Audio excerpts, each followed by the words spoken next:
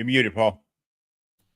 I thought I took it off. Good evening, everyone. Welcome to another edition of the Gray Area here on the Black Men Unfiltered Network, simulcasting on the Sparta HQ Network. I'm Mr. Bennett, joined by my partner, as always, This is Sparta! the ghost of Sparta, a.k.a. Peter, a.k.a. Panayotis. Yasu, my brother, what is going on? What is going on, my man? Things are pretty good. Pretty productive, certainly from last week.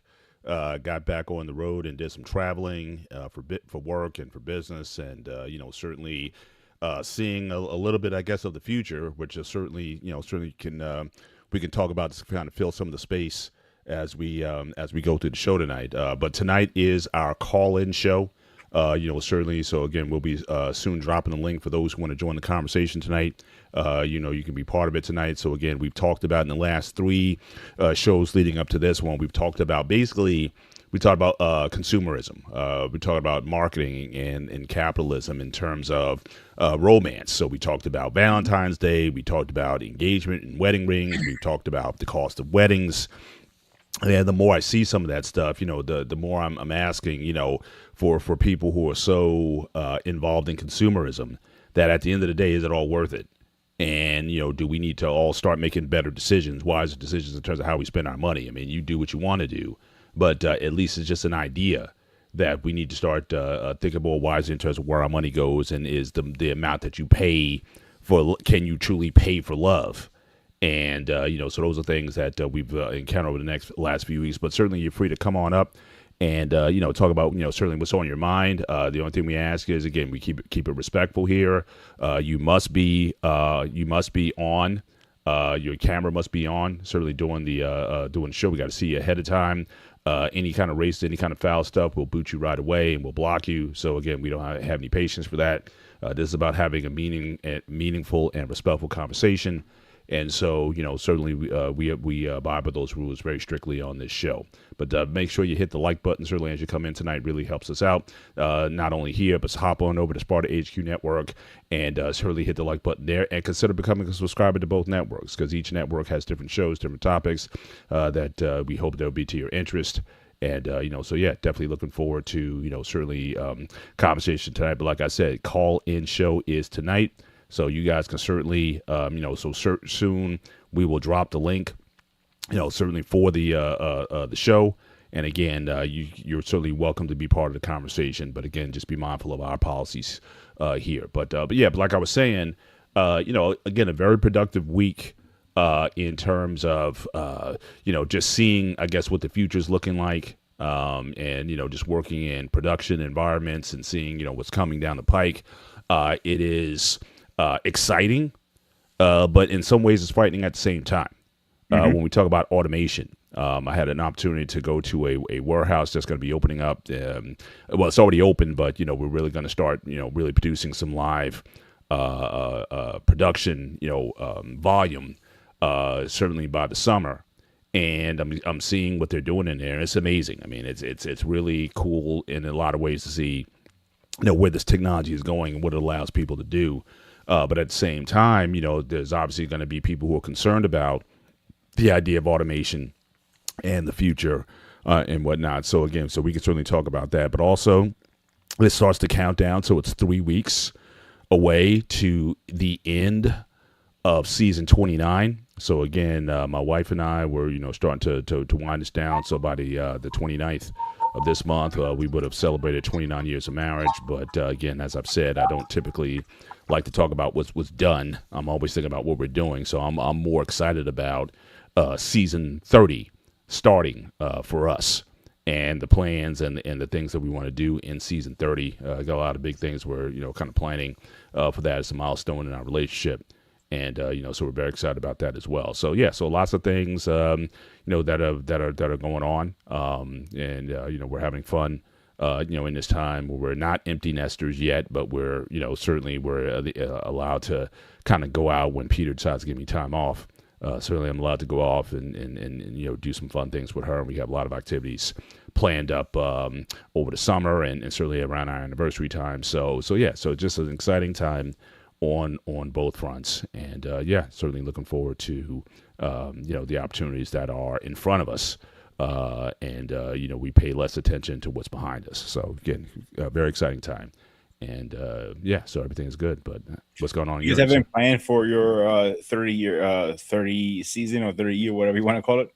Well, yeah. I mean, there were certain things that we were trying to do this year, but we've done a lot of things that have come up this year, and we really try to be mindful of still of finances and where things go, whatnot. So we're thinking, what, maybe it might be better off that we save these things for season 30. And so we're thinking about certain things, but we'll see what happens later in the year. I know I got some bonus money coming in. I got taxes to do and things like that. So we'll see how sort of everything unfolds. But yeah, certainly I think as time goes on, we do want to certainly to be with the same person in the bed with the same person for 33 decades is pretty it's Long time. yeah. So it's so we're definitely looking forward to what those opportunities look like. And, It's a long so we're time just open in everything. this world we're in now, because think about it. Most people don't last, few years tops. When you hear somebody hitting 30, 40, 50 years, it's rare. Yeah. So you gotta give yourselves credit on that one. Yeah, I mean, we just we're just very consistent, and again, some people may call us boring, because again, we don't we keep a drama free household. I mean, our daughters can bring some of the drama, being young people the way they are, and they have to go through their growing pains and whatnot. But as far as for us, we value tranquility. We value peace. And so those are certainly two great motivators for us, that we're able to have this environment where it's beyond just getting along, but we enjoy each other's company, and we enjoy being. So again, when the pandemic was there, we had no issues at all. In terms, I know, and we know a lot of couples who broke up during the pandemic because, again, you're used to be that person not being around all the time, but when they're in your face 24/7, the way we were on lockdown. You get to see a lot of things. You can't, a lot of people had lives outside of the marriage that, kind of kept their interest or whatever. But, when you have to kind of be, pinned down with somebody, and you don't deal with the issues that are in front of you, then things happen. So again, there were a lot of COVID divorces that we saw. Unfortunately, when we did get out, and then we did catch up with some people because we lost contact. And I was just floored by the number of divorces that I saw. For people who were married 15, 20 years. And so, so that was a huge eye opener to us, that we wanted to make sure that, we took things a year at a time and focused in learning how to live in the present. I think was very important to us. So, so that's just a mindset that we've developed, and we just, keep doing it. And it's just about, what's ahead, not looking at, what's behind us. But, certainly, our kids, I think, remind us of, what we've done. If anything, I'm proud of is, where they're going, with their lives and things that they're accomplishing. But as far as for us, what we did 5 years ago really doesn't matter. It's what we do today, and the mindsets and attitudes, how we're going to treat each other today, what we wake up with every morning. So it's just that present kind of living that really we've learned over time. So again, we didn't have all this stuff down 20 years ago or almost 30 years ago. We didn't have a lot of stuff down. It was a lot of, you kind of learn as you go along. And I think that's the other thing, I think you have to be committed to sort of staying with it.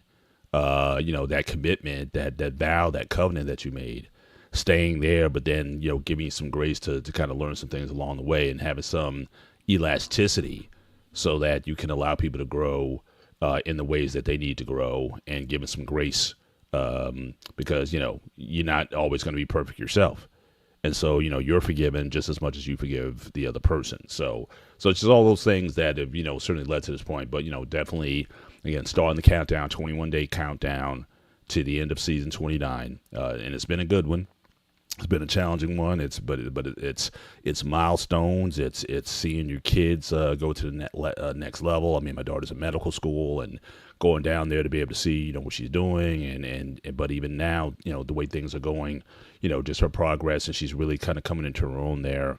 And it's just it's just a good time to be in, and I'm just trying to stay as healthy and fit as I can in this time, certainly to enjoy it all and take it all in. So, Nice. yeah, for sure. But I'm gonna drop the link in the chat. So again, this is our call-in show, and anyone who wants to be part of the conversation, I'm gonna drop the link in the chat. But again, just be mindful of the rules, as I said earlier. We want to keep it respectful. Anything you want to talk about as far as prior shows that we've done, any comments, or if you just want to kind of hang out with us, just drop the link in the chat. And again, we got to see you before you come up.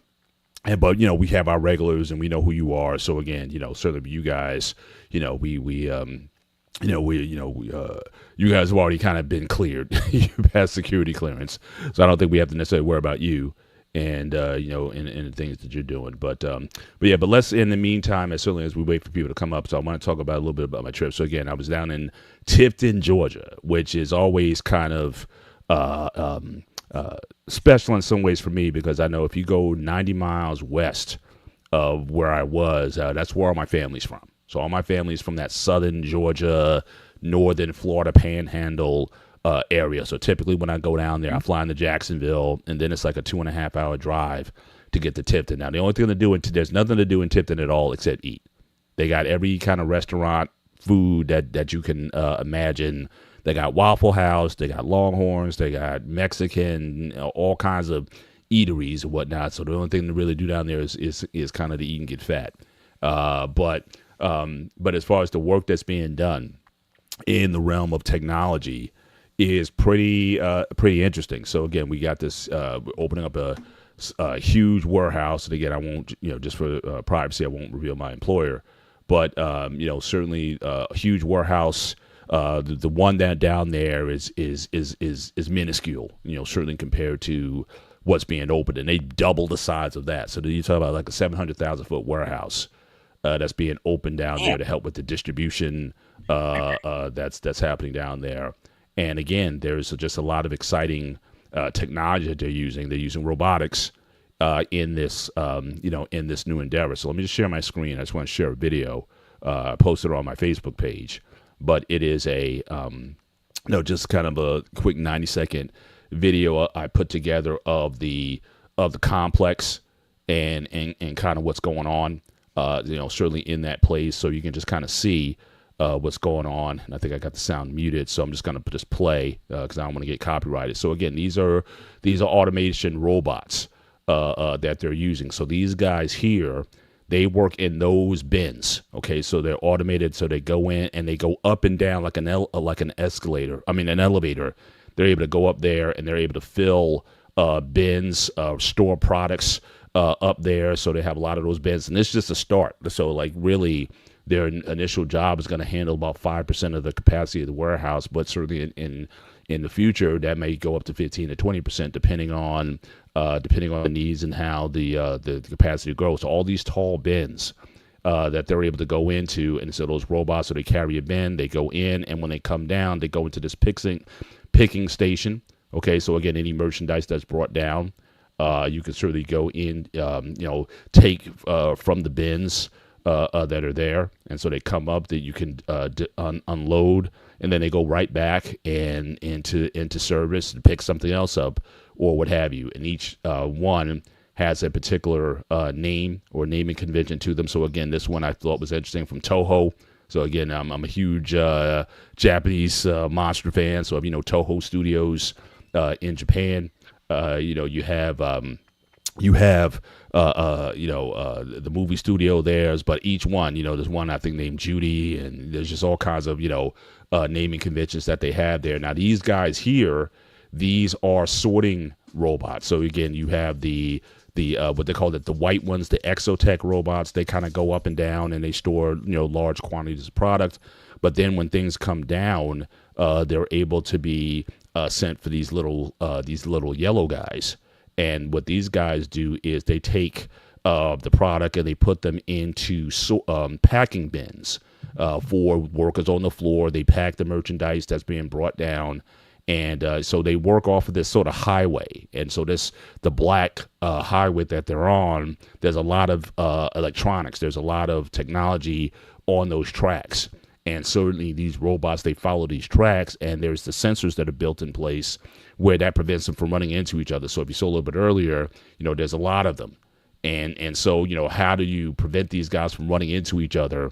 They're also very patient, so they almost take from consumers. So if there's a lot of traffic going across you, the robot will wait until the coast is clear before he goes off and whatnot. So there's no collisions, there's no accidents that happen with these guys. So they're very smart. In other words, there's no road rage. No, there's no road rage. And it's interesting, these bins right here, now these are battery charging stations. So the robots know when they're running down on power. And so when they're running down, once they get to a certain point, they'll make their way over to these charging stations and they'll just park in there. And so this is essentially their coffee break. And they will hang out there until they're fully charged, and then they just get right back into service right after that. So Here's a question for you. Yeah. If one goes down for because of charging, does it slow the production down? Not really. There's so many of them because some of them are kind of set on cue. Again, the current capacity is up to a certain point. As they grow capacity, if they need more robots in service, then they can certainly do that. And obviously, you're always going to have technical difficulties if a robot has to be taken out of service. They should have enough to kind of keep things going. But if it's like anything else, if they need to have it repaired or if they need to order a new one, they just kind of swap them out. So again, but again with these guys, there's no compensation. And so, so these things are no labor laws, in other words. What's that?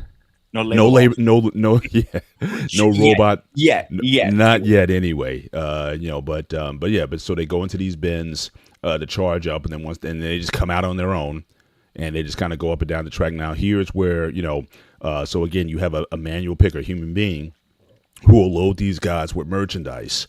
And they basically take that merchandise over to packing stations where you have other human workers. They'll pack them into boxes, and they'll tape them up, and and prepare them for shipping.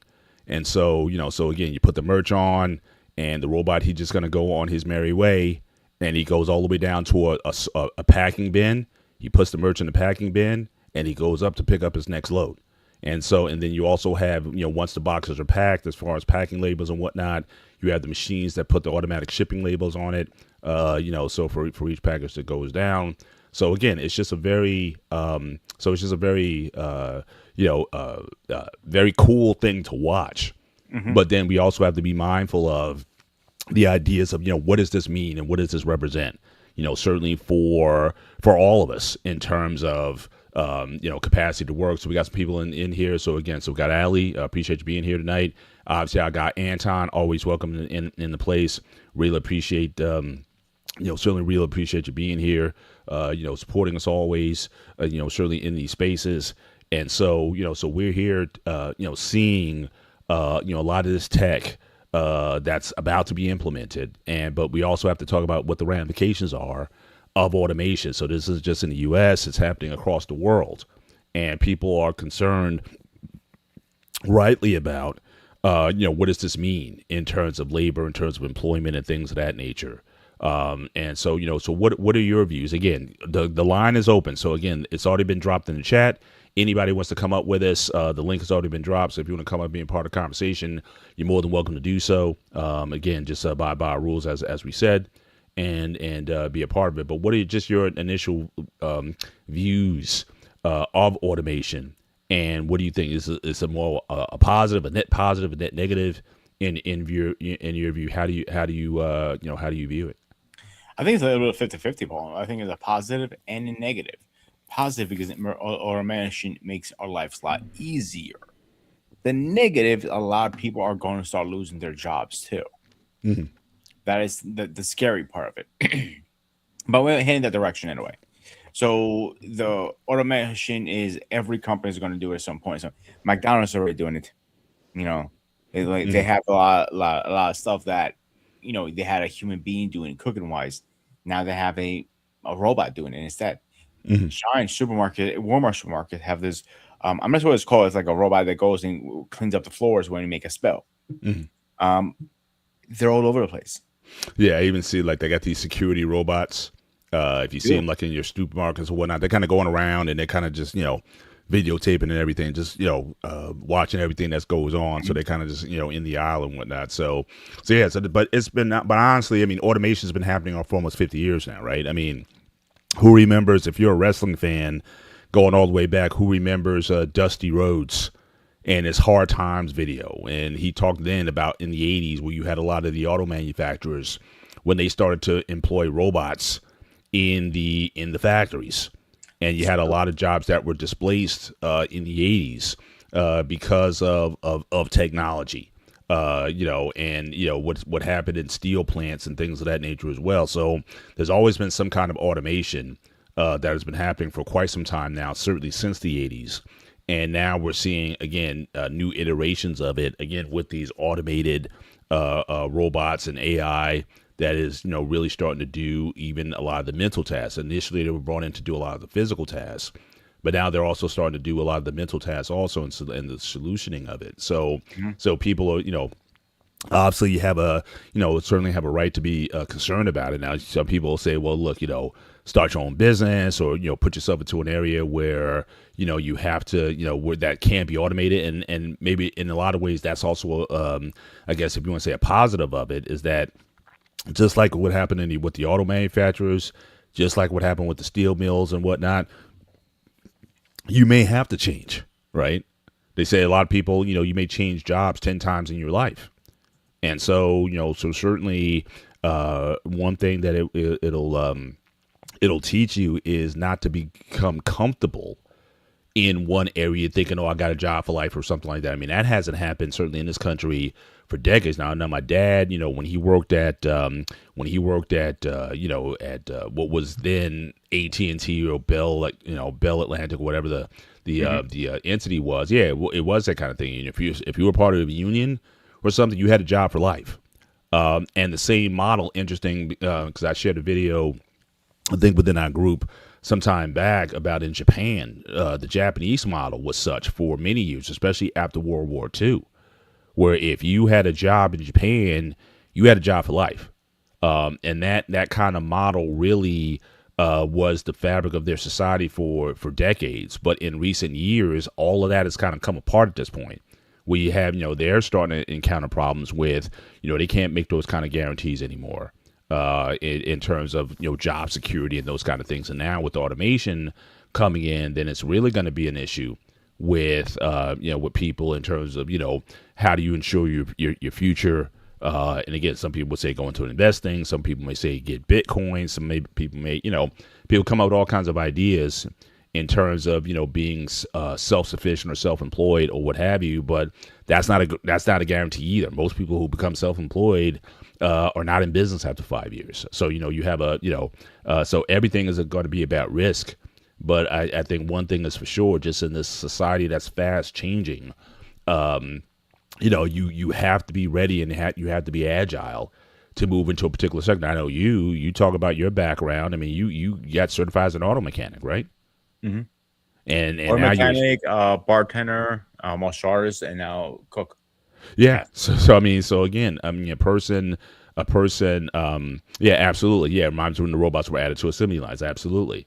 So again, you're an example also of how a person may have to go and change whole careers, not just a job, not just leaving one and making a horizontal move, but getting into a whole new industry. And for a lot of people, especially if you've been employed at a particular place for so many years, you may think, well, I don't know what else to do. I mean, this is all I know. And it's just becoming more and more of a reality that people have to be mindful of the changing times and what's going on. But, what do you guys think in the chat? I mean, certainly, again, this is our call-in show. Again, the link has already been dropped in the chat, so you can certainly come up and be part of the conversation. If you want to talk about this topic of automation, or if you want to talk about wedding rings, or marriage, or weddings, the cost of weddings, or Valentine's Day, or any other topic that we've talked about on the show, the line is open for you to be a part of the conversation. Just click on the link and hop on up and join us. So you can certainly be a part of that. But just in terms of filling the space, and because I just came off this trip and just kind of really seeing again what this future, with this warehouse, how this warehouse is going to run. Now again, the robots are going to handle on the outset about 5% of the capacity of the warehouse. So you're still going to have forklift operators. You're still going to have, laborers in. They're not, from what I'm understanding, they're not looking to lay anybody off of that. They probably need to bring a few more people in because, again, the warehouse that they're moving from is, again, it's small. It's like a tenth of the size of what this new warehouse is. And so the employees that we have there now, they're going to need more. Especially once these robots come online and whatnot, you're going to need more pickers, more packers, more forklift operators and things of that nature. But there is that potential to grow capacity over time. And then, obviously the powers that be, they're going to look at the cost benefit analysis of having these robots and this robotics over human labor and manual workers. And so, we have to be mindful of these things. And also the sectors that could be affected. So again, warehousing is almost like an easy one. Just from the video, if you weren't here earlier, I showed a video earlier about what goes on, what's going to be going on in this warehouse, where you're going to have two types of robots. One that goes literally it kind of rolls in. It can go up and down like an elevator up to a bin at the very top. Pick something, fill the bin, and just bring the bin down and bring it to a picking station or sorting station. And then you got the yellow guys, and they just kind of go around and they just put things in sorting bins for packers to pack up. So that's going to save a lot of manpower when it comes to that. And I do have some slides so that I can show. I was just before the show, I just want to kind of get some information ahead of the show, just to kind of talk about, again, automation and where it's going. And again, like I was saying earlier, if you're a wrestling fan, go back to Dusty Rhodes' Hard Times video. And he was talking about it back then 40 years ago about robotics and where this thing is going. So, again, one of the things that I got here from this website, TeamStage, and they talked about it. So, again, 1.6 manufacturing jobs are lost for every new robot. Okay, so again, they not only replace, but they do the work of almost two people for every robot that you put in. And, again, they don't need holidays. They don't need time off. They may need a little maintenance here and there, but these are things that people have to be mindful of. Just some additional stats: up to 20 million manufacturing jobs could be lost to robots by 2030. Up to 375 million jobs can be lost to automation. This is globally by 2030.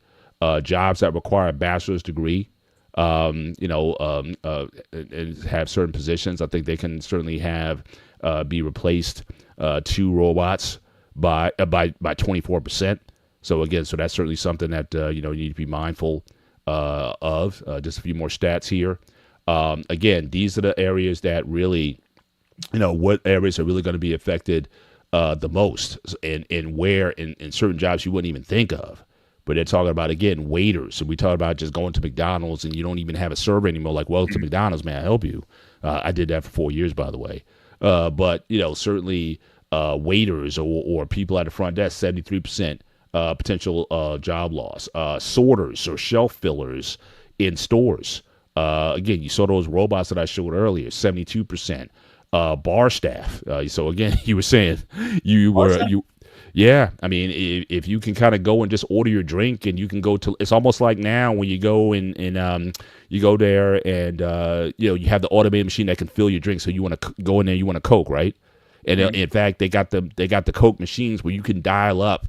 They got all these different flavors of Coca-Cola, right? They got cherry cola, they got root beer Coke, and all that. So you press a button, and it mixes your drink and comes down. So what if you just went to a bar kiosk and just said, "Oh, I want a Bloody Mary" or something like that, and you put the how you want it or whatever, and the cup's there, and the machine just kind of makes your drink for you. I mean, those are things that you have to be mindful of. You want a vodka martini shaken, not stirred.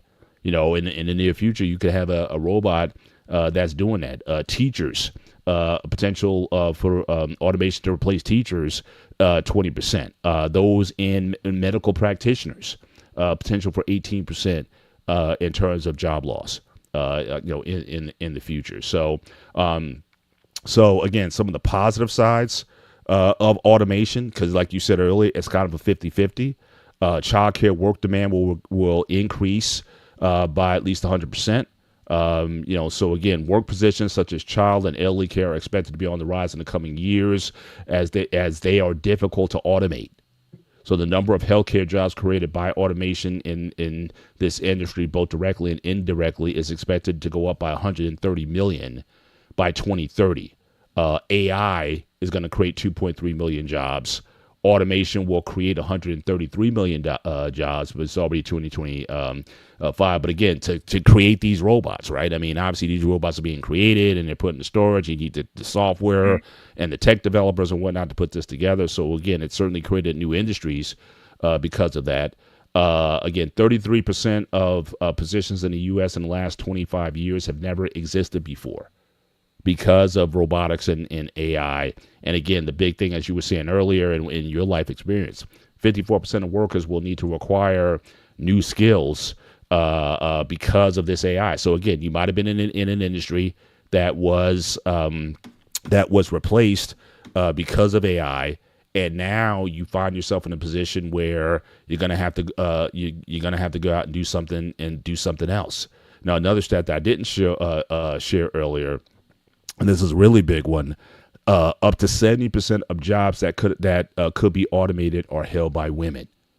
So again, as women get into the workforce, these are things. So again, waiters, shelf stackers, cashiers, bar staff. Again, a lot of women, retail. A lot of these jobs are held by women, and so so they're at great risk of being out of a job because of this automation. So again, you have to start thinking about, what can I do? What industries can I get into that is not going to be either affected by automation, or they say if you can't beat them, join them. Maybe you need to get into automation, get into AI, and get into data analytics and a lot of these positions where they need people to obviously program these robots and to set up these infrastructures for these robots to run on. So maybe that's the industry to go into rather than be on it. Like I said, it's a very sophisticated track that these robots need to work on. It's very complex. If you're not careful, things can go awry very quickly. Again, that's why we've gone through a certainly almost a year-long setup and test process to build this infrastructure for these robots to work in. When I was there over the summer, they weren't even turned on. We saw a lot of them, but they weren't even active. So now we're kind of in this beta stage where we're kind of testing all these things out and seeing where things are going. But certainly when these things go live later this year, that's when we're really going to see, again, are we going to get the bang for the buck? When we do this. Shout out to Liberty Twitcher. So again, so this is something that you really need to be mindful of. But again, it also creates an industry. Robotics repair and maintenance techs have a bright future, absolutely, because again, they're not going to fix themselves, at least not yet anyway. They're not going to fix themselves. So again, these are things that if you're an aspiring college student and you're thinking about what industries to get into, this is a conversation that you really need to think about. Where's automation going? Where's robotics going? Where is, what are the industries where either I can benefit from automation or that are automation proof? You have to ask yourself those questions if you really want to be, again, part of the conversation. So again, we have someone who jumped up in the chat named Finn. Okay, now Finn, we have to see you, your camera on, and you have to. So again, all I'm saying is a nice, cute looking dog here. But we need to be able to see your face on camera. So again, if you can't show your face on camera, we don't know you at this point. If you're not going to be there, then we're going to have to let you go, certainly from the conversation. But again, for those who honestly and sincerely want to be part of this conversation, just chat it up with us on the show. Certainly, you're more than welcome to. Be part of this particular space. But what do you think about that? Just the terms of the potential jobs, the job growth that can happen because of automation, and again, the jobs that are likely to be lost due to automation. What are your thoughts on that, Pete? I'm worried about the people who are going to lose their jobs, who they're getting to the point they're almost retiring, but they're not there yet. So, so what is going to happen to those people? Sometimes they're like, I hate to say this, but you might be too old to find a new job or find a new career.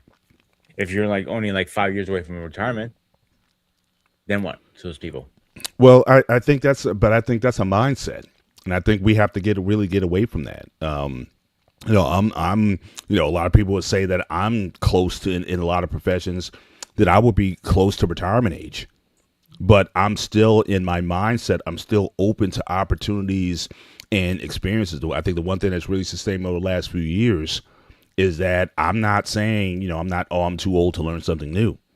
If you're in your 50s, you better be open to going back to school and learning something new, or at least having a mindset to receive something that's different than what you're used to. For those who talk about, look, I've been doing it. It's like Bones from Star Trek. He said, look, I'm a doctor. I'm not a bricklayer, right?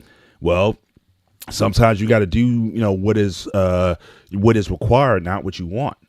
And so, and I think learning new things, I think in a way that keeps you young. You know what I mean? It keeps you young mentally when you're not closing yourself off, and you're not just in your rocking chair thinking you're just going to coast through the rest of your life. And I think a lot of people, especially when they retire, their lifespans really aren't that long afterwards. Because again, what is your purpose to get up every day? If you don't have a burning desire in front of you to do something positive with your life, what are you living for? So again, those who are looking to coast, you're probably going to be affected greatly by automation. And just a lot of the changes that are happening. So again, you better be willing. If someone offers you, and I tell people this all the time, if you're in IT or any kind of one of these spaces, if an opportunity opens up for you to learn something, they say, hey, we're short here. Hey, you can help out.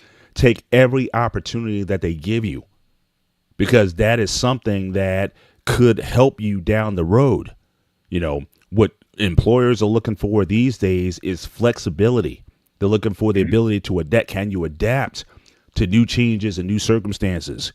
I went through my prior job. I went through 7 mass layoffs, 7, and I survived every one of them. And there were times when it was like, okay, look, well, we let go of this person, so you're going to need to do their job now. What am I going to say at that point? Okay, what do I got to do? And so just having that willingness to take on new things. I don't care if you're 50, 60, 70 years old. You better be willing to do that if you want to survive in this economy, or unless you got enough bread where you can retire and don't have to worry about your long-term future. And I hope you do. I hope you have assets and retirement funds and annuities and all these things that are in front of you. I mean, obviously, there's a lot of volatility now with everything that's going on in the world.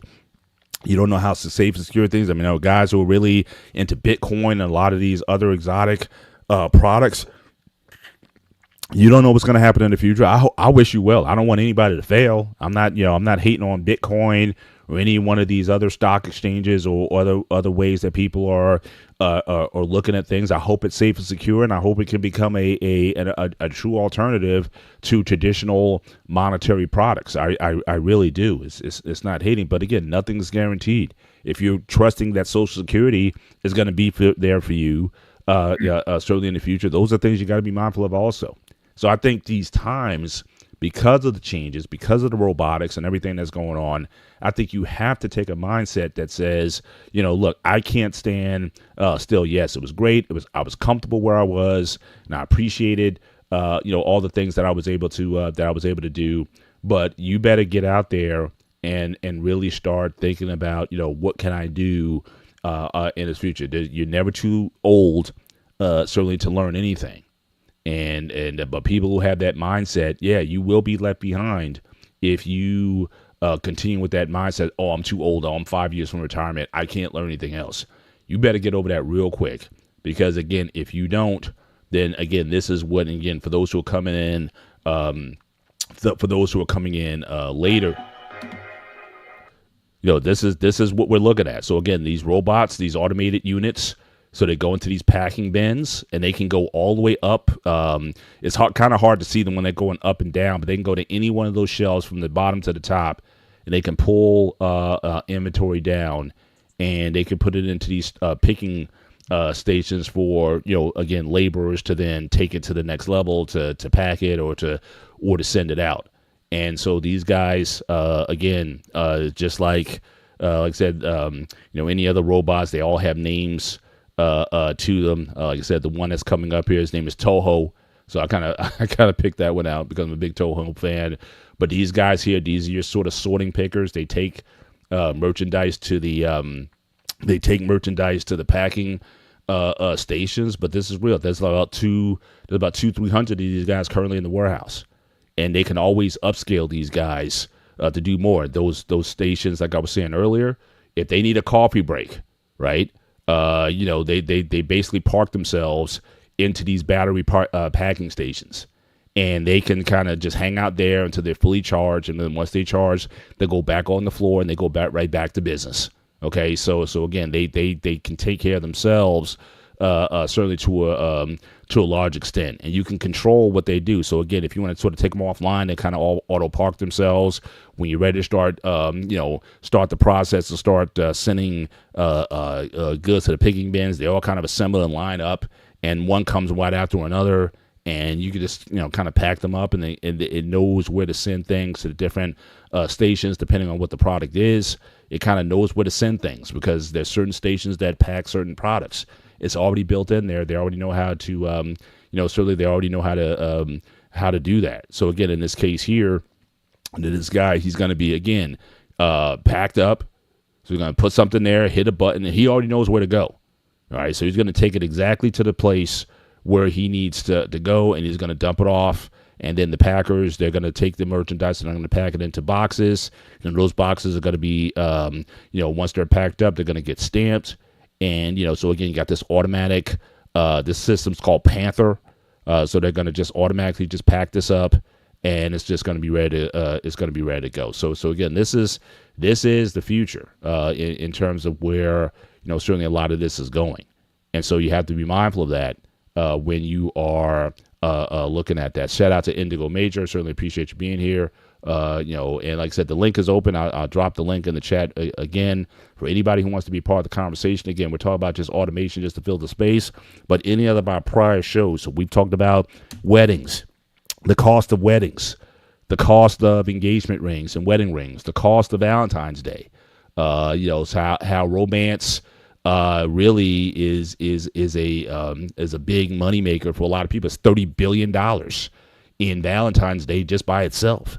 Now I want to think about how much the wedding industry is, or how what that piece is. But we talked about engagement rings. There was an ad campaign that was set up by De Beers decades ago in the 40s that talked about setting a certain amount of a monthly salary for wedding rings, and it really became to an end in the 80s, where they said that you need to spend at least 2 months of your salary on an engagement ring. How many of us have bought into that kind of thinking that you have to spend that kind of money for a wedding ring? And I even shared a story of a woman that I actually work with, who actually said when her then husband came up and proposed initially, got down on one knee and did all that kind of stuff, and the first words out of her mouth was, "Is that the best you can do?" And so that would have been a deal breaker right there. But he went back, got a bigger, a better wedding ring for her, an engagement ring.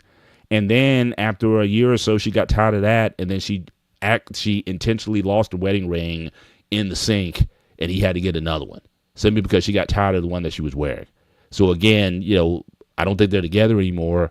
But again, just lessons learned there. And I know Pete, he shared a story, dropped $20K on an engagement ring, and didn't get it back.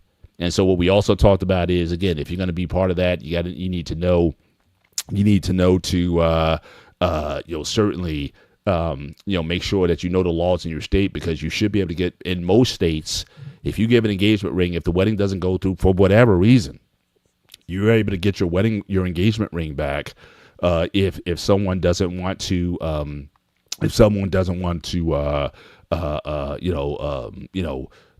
go through with it. But in some states, it depends. Like if you're the one who breaks it off, you gave the engagement ring, but you did something to cause it not to happen, then the woman can keep the engagement ring. But generally speaking, in most states, well over 30 states in the U.S., if the wedding doesn't go through, you have to give the engagement ring back.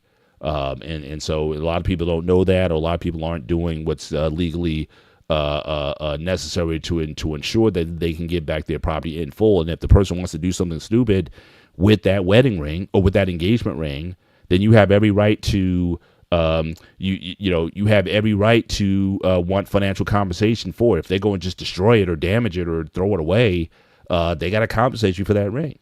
So so those are things, that laws that you need to be mindful of in your state when it comes to those things. And absolutely, it was a very repugnant act, in that time. But at the same time, he was kind of dumb also. I guess he was dumb and stupid, crazy in love, and he wanted her. Thanks. But I'm saying for the woman I was talking about, not you per Oh, se. I thought you were talking about my situation. No, My bad. I'm saying Eric is responding to the woman who first of all rejected the first engagement ring and then lost the second one, and got 3 rings out this guy. That was pretty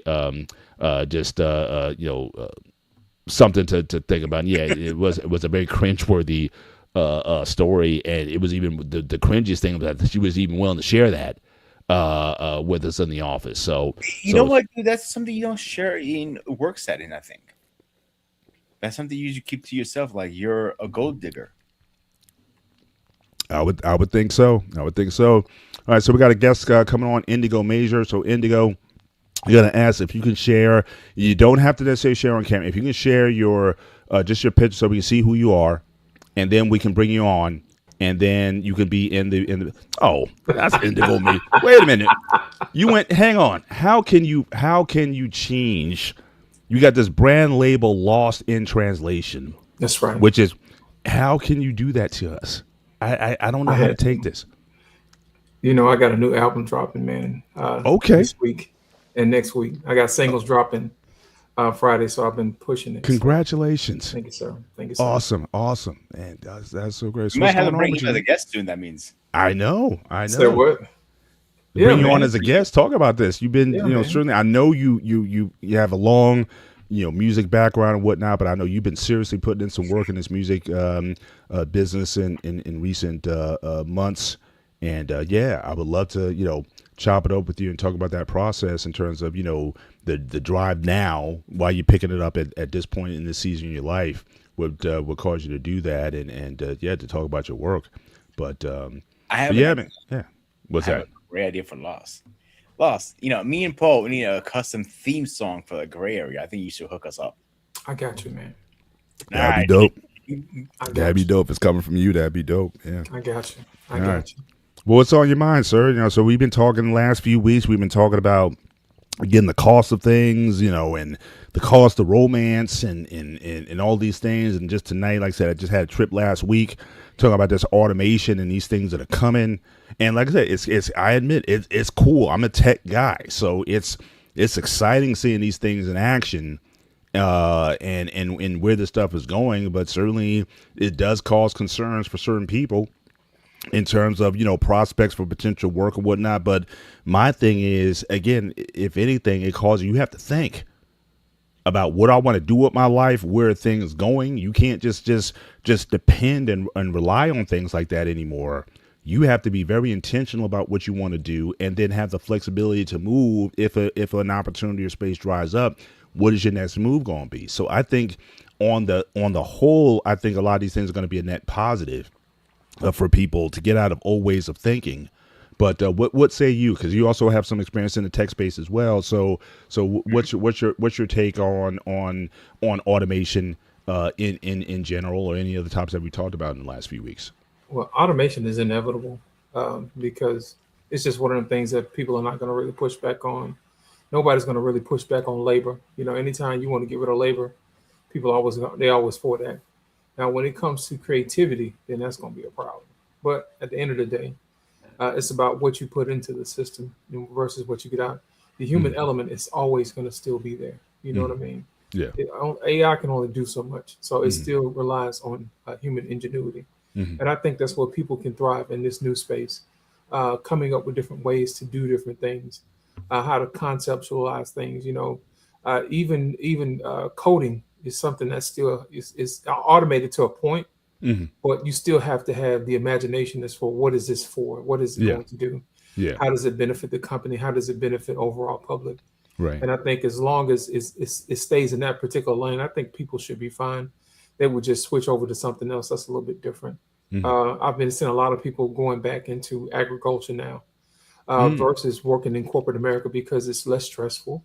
You get a chance to be in the sunshine. You get to learn different things, get your hands dirty, that type of thing. Yeah. Kind of, touch bases with, the earth, that type of thing. So I've been watching people gravitate toward agriculture and things like that because people always need to eat. Yeah. And we always need to solve different problems whenever there's new diseases or anything like that. We always need to have people to figure that out. AI can't figure that out. That's always going to be something that people are going to have to figure out and do and put their eyes on it for themselves to figure it out. But that's my whole thing. Yeah. Yeah. Well, it's interesting you mentioned the corporate because I think certainly, we're both Gen X. So growing up, that was almost like an ideal, at least for some, this idea of having this leaving the farm. Because again, my family comes from a farming background. Like I said, when I was in Georgia, again, you go 90 miles west and that's where everybody's from. Everybody was a farmer. That's both sides of my family. They all come from that agricultural background. But it was always the idea is to kind of get out of that. Right. And they always painted this image of being in the big city or the big corporate sector that you made it. You got off the plantation, if you will, and now you're in the space. And it's just interesting that now you're saying that people are actually going back, taking, again, with that shiny object, what you thought what that corporate experience would be. And now they're getting back to nature. Now they're getting back to what's real. Now they're getting more organic kind of living. And I was actually thinking about talking about that before the show goes on, just in terms of people who, and I'm not saying that there's obviously not a lot of profitability in farming or agriculture, but just people just taking a step back from material consumption or pursuits. Like the last 3 shows when we're talking about, again, the cost of engagement rings, the cost of weddings, the cost of just Valentine's Day, $30 billion industry on things, and just people just saying, like, hold up, are we becoming so addicted to this consumerism that maybe it might be better if I went back to a simpler lifestyle and not so like I gotta have again these shiny objects all the time. So I think this whole time that we're in, I think people are really starting to question, like, what do I value at the end of the day? And is that thing, like I said, I lost my wedding ring 10 years ago and I don't feel any less married or committed certainly to my wife. Again, we're winding down. We got 3 weeks to end of season 29. And we just keep this thing going. Like if I didn't have a ring or if I didn't spin, if I had a Cracker Jack box ring, I'm still as dedicated as. What's that? I'll cut you off a second. So most people, for a while, they care about that name brand, the Apple Watches, the Nikes, the Timberlands, all that. So I think we're getting to the point now. We don't give a crap about the name brands. We care more about the quality. Some people are. Yes. Some people care about the name brand, mostly kids. But us adults care about the quality. What kind of quality am I gaining when I'm paying 100, 200, 300, 1,300, 1,400, 50K on a car or whatever? Am I getting the quality or am I getting a name? Great example, Ford. Ford, everybody knows, owns Lincoln. So what is the difference from the MKZs versus a Explorer? Excuse me, nothing. The only difference is you give me some extra bells and whistles, and the nice shiny label that says Lincoln on it. You can save at least 10K, maybe more, getting an Explorer. I think we're leaving the name brands and going for quality now. I think what happens is that the automotive industry has outpriced themselves out of the average normal person's salary. Right. And I think that was a shame that Ford and Chevrolet decided they want to get out of the standard sedan market and just only cater to SUVs, because I don't think it makes them nimble enough. That's the reason why you have companies like Honda, Nissan, and other Hyundais who still make sedans and still making a profit, even when gas prices get out of hand, which I suspect will be soon. So Yeah. You always want to remain flexible, and I think those Motor City has done themselves a disservice by taking their eyes off the prize as far as the average everyday person. Yeah. That's the reason. Logistics, I remember Henry T. Ford, I think he's quoted as saying, I have to pay my employees enough so they can buy my cars. Correct. Right. I mean, it's like if thinking about it, and that was the thing, as a company, again, you wanted your employees to patronize your product. So again, you made it affordable, certainly enough for them and to the mass consumers. And that was the benefit of the Model T, because you had cars, you had different car manufacturers out there, but he went for, again, the mass market. And so when you say today where Ford is now, where they're thinking about, again, pricing themselves out of where the mass market is, again, as a sort of a long-term strategy, when you forget about the masses, I mean, you certainly, you could be setting yourself up for failure down the road. So it's interesting, just that change in philosophy, from the original concept of fabric of the company to where it is now. It's just interesting to me. And the thing about it is that's a conversation that I think captains of industry need to have amongst themselves as well too, because you can have one sector like housing who would suck up all the money from everybody else, and then on top of it, the automotive companies are the ones that are suffering, because it's easier for people to pivot to a smaller car than it is to pivot to a smaller home. Yeah. So I think that's part of the conversations that the captains industry need to have amongst themselves. Say, hey, look, it's not equitable for us to continue to drain the American people out of all of their money just so they can have a decent a standard of living. You know what I mean? Just because they want to be greedy, but that's neither here nor there. But I think there should be some level of responsibility amongst the captains industry. The automobile business, you see a transition in the last several years. People are buying more SUVs versus cars too. Yes, cars are a little cheaper on gas, and where the price that is now, you definitely need a good quality gas car. And like, I'm lucky my car is a pretty decent car. I'm in gas, but it's a transition now. We're going from, I remember when I was a kid, sports cars were the thing, Civics were the thing, all those standards cars was the thing. Now everybody's buying SUV. People don't realize how expensive the gas is on the damn things, and maintenance too. It's a bigger vehicle. It's a lot more maintenance. Well, look at it this way: the average standard American sedan is roughly about $30,000, $34,000. The average SUV is roughly about 60 or 70. Yeah. Now you look at the average wage and the average earner, which is normally about $40,000-$50,000. It doesn't take a rocket scientist to tell you that these people are outpriced. So whether they want an SUV or not, they're just leveraging their credit to get that. And then we're in this position now where credit is going to be tight. Then we're going to start seeing people make some changes where they're going to start picking up those $5,000 cars and running them in the ground versus going out financing a half of a home just to ride in, that type of thing. It's just amazing. Just in recent years, I went, took my car down to get service, and I get just every week they're trying to get me into another car. And I'm just telling you, I'm gonna run this baby into the ground. I'm gonna run this thing into the ground. I don't need a $500-$700 car payment every month at this point. It's just not worth it. No matter what deal that you throw at me. Now I know back in the day, I know they were doing 0% financing on a new purchase. Now I thought that was very attractive offer at the time to get people, certainly compared to the used car market, because for a time, the used car market was really picking up. And so when they went to the 0% financing on new cars, I think that helped to kind of level set some things. But like I said, at this point, I'm not looking to get into anything at this time. And then you also need to know, again, what is your need, right? Like I remember, I embraced a minivan. I remember when minivans came out in the late 80s, early 90s, or whatnot into the 2000s. I got my first one in 2000. Nobody was like, wanted to be, you were too cool for a minivan. I was like, look, I know I'm going to have a bunch of kids. I had 3 kids in 4 years. And kids are going to have friends and whatnot. So we would put 6, 7, 8, 9, 10 people in that minivan. And I didn't care what it looked like or whatnot. It did what it did. It serviced the function that I needed at the time. So again, a lot of our thinking is about, again, this material things, what looks cool, what gives you status, And I think a lot of people are starting to understand now that status is not everything. And again, they say status is for people who you don't even like anyway.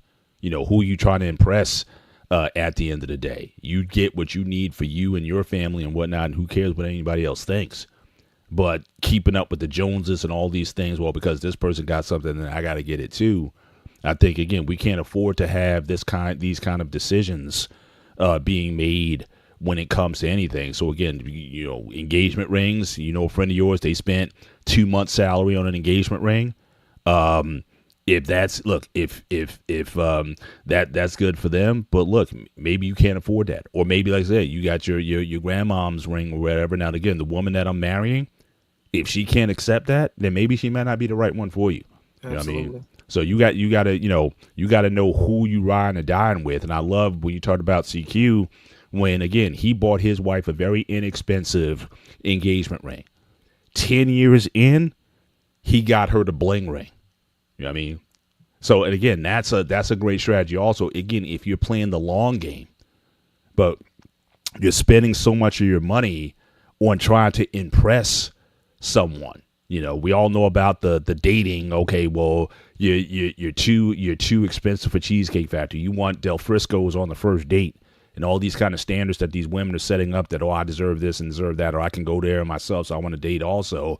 But again, I think you're missing the mark in terms of, you know, what's really important. Or, you know, but again, trying to buy love is, I think, a lot of, and I'm happy to see that a lot of men are starting to tap out. Says, nah, it's not all right. If you can't accept me for me or where I'm going, if you can't see the potential where we're going, if you can't see the strategy I'm trying to put together for the long term, what I'm trying to build, then I may not need you with me, certainly on that ride. And so I'm happy at the one thing about this whole manosphere type of experience. I have my criticisms of it, but the one thing is that men start to, again, look at their value and look at, you know, where their money is going and choosing better. And I think this is the area that we're in, where all of us, we have to choose better career wise, choose the people we want to have families with and partner with, you know. So all of these choices that need to be made in these times, I think we're in this space where, again, men are starting to wake up and understand that, again, in this time, you have to do better and choose better if you want a better outcome down the line. Absolutely. I was telling people the other day, man, there's a lot of guys who are making women wives who shouldn't be. They're not qualified. Mm-hmm. You know, if you don't know what it takes to be a wife, or if that's something that you desire innately, then you might want to try something else, because being a wife is not easy.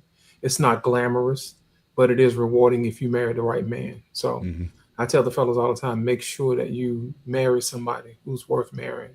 Yep, somebody who's worth carrying your name, you know, and somebody you won't be embarrassed by, that type of thing. So 100%. That's how I look at it. So the ring conversation shouldn't be a hard one if you're marrying the right person, like for the real reason, you know. Absolutely. Shout out to our guys in the building tonight, Braxton and Snake Eyes. You know, certainly good to have you here. Again, the link is in the chat. Anybody wants to hop on this conversation, we're kind of going around the horn. We talk about automation. We talk about the cost of things, weddings, engagement rings, or whatever. So if you want to be a part of the conversation, you're free to come on. And then my guy who always joins us on the sports show, KP from KC. You know, certainly be very interested in free agency, how the Bengals are doing. You know, certainly when it comes to, you know, their prospects for the new year. But you're certainly free to come up and join the conversation as well. But again, just appreciate you guys choosing to spend your Sundays, your Sundays with us. And so, but yeah, like I said, that trip that I took last week, and again, I don't know if they're gonna want me on the road, because I know we're supposed to be going live over the summer, so I'm probably gonna make a few more trips down there.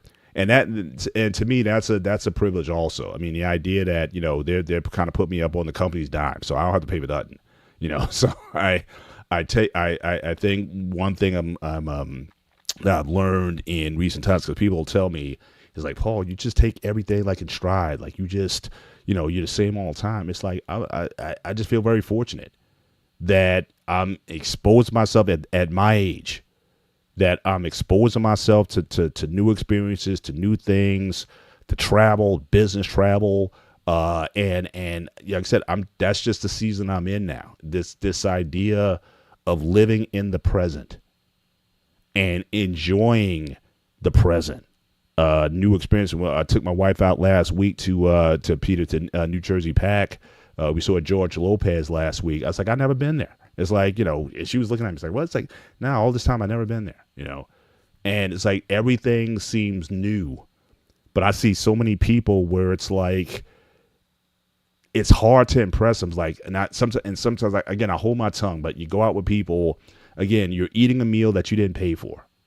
But you're complaining about the food, or your drink isn't good enough, or this isn't good enough. It's like you have this sense that you're always in lack, like nothing's good enough. It's like, why aren't you happy?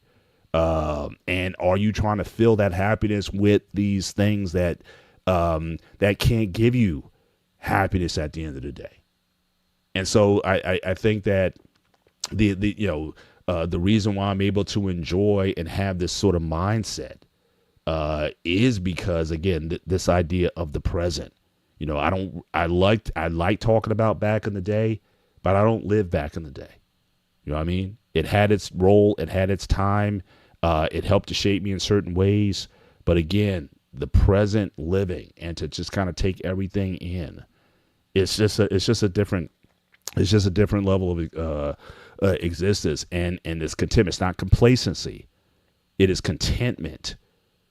Is really where it's at for me in recent years, and I got a feeling, Lost, that you strike me as that kind of person also. Again, just the fact that you're creative at this age. We're about the same age, so again, you're this creativity that you're in is just beautiful to see. So talk about where are you mentally, intellectually, spiritually at this point in your life, and what is allowing you to have this spark, this creative energy, where we see so many guys our age.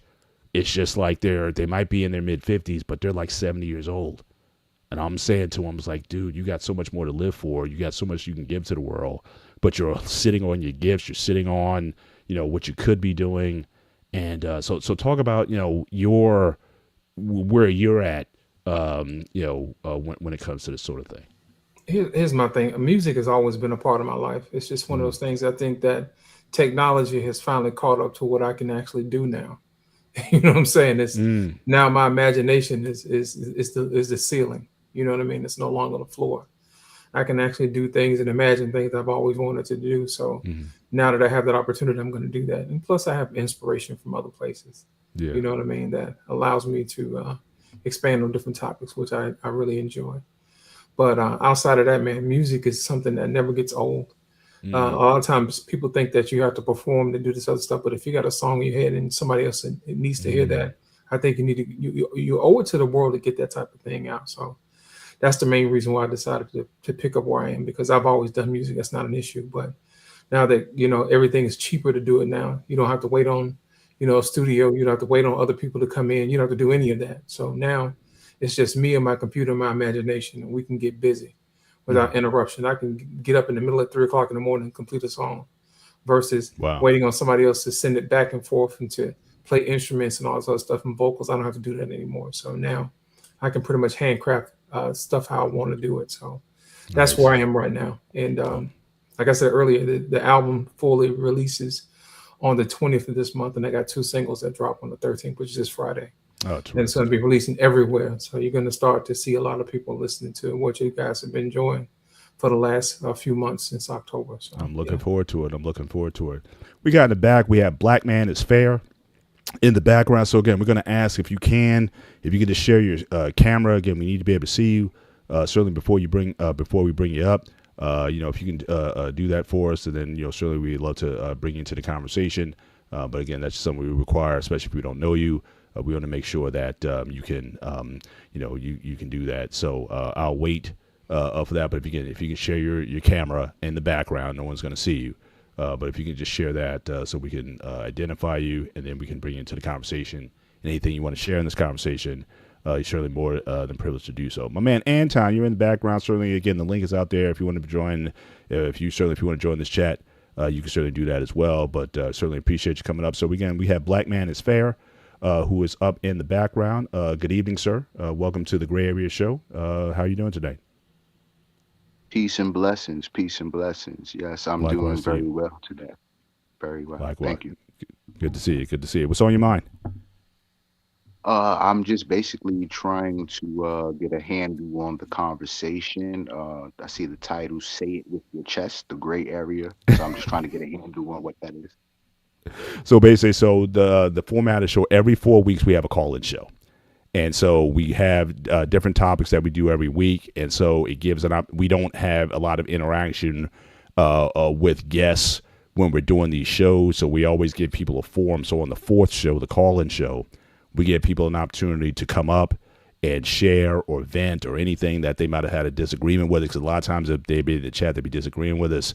So we give them an opportunity to come up on the call-in on the live show, so they can express their point of views, things that they didn't have an opportunity to share during the show. They have an opportunity to do that. And so again, so we say it with your chest, because again, you have a lot of people who talk, but we want them to give an opportunity to share in the conversation. So the last few weeks, we've talked about, again, really the cost, especially when it comes to romance. Again, just started on Valentine's Day, the cost that people will go through to spend on Valentine's Day, the spending. Then the next show, we talked about the cost of engagement rings and wedding rings. And again, that whole industry where people will, spend exorbitant prices, or the expectations that are set for people when it comes to that sort of thing. And then last week, we talked about the cost of weddings. And one of the things that I shared was recently I went to renew my dog's dog license, and there were 2 weddings that were going on that day at the city building. $150, and basically it was 2 different types of wedding parties, 2 different ethnicities, and they were able to kind of get their thing going, and then they were able to kind of move on with things. So a lot of times we think about the cost, what we spend on romance or relationships leading up to potential marriage. And even then, you have a lot of these things that don't necessarily work out. So again, just getting people to think differently about how you approach things. If marriage is what you want, if that's if that's something that you relate to, what are you valuing that on? The price of dates, the price of rings, the price of weddings. Is that an indicator of your love for someone that you would spend those exorbitant prices on? And then just tonight, as we fill the space in the conversation, we're also having a topic on automation, because I work in the IT field. And I had the opportunity to go down to one of our warehouses that's opening up, and they're using robotics and automation in the warehouse, and just also where that is going in terms of, potential prospects for employees or whatnot in the future, or even opportunities for people, depending on your perspective on automation. So again, we deal with a different topic every week. So again, people are allowed to come up, share their views, certainly on those topics or something that they want to talk about. But we like to keep the conversation free flowing. The only thing we ask is people just be respectful in the conversation, and we just have a respectful exchange. So that's kind of where this kind of opens up for us. But have you spent some time on the Black Men Unfiltered Network? Have you been part of their shows and content? Have you been following their content, or you just found us? How were you able to find us tonight? No, I've you were in my feed, so I just checked it out in my lives. But Appreciate it. I've been on the Black Man Unfiltered Nice. network before. Yeah, so I'm Nice. familiar. Coach Nice. Bird Nice. and everybody.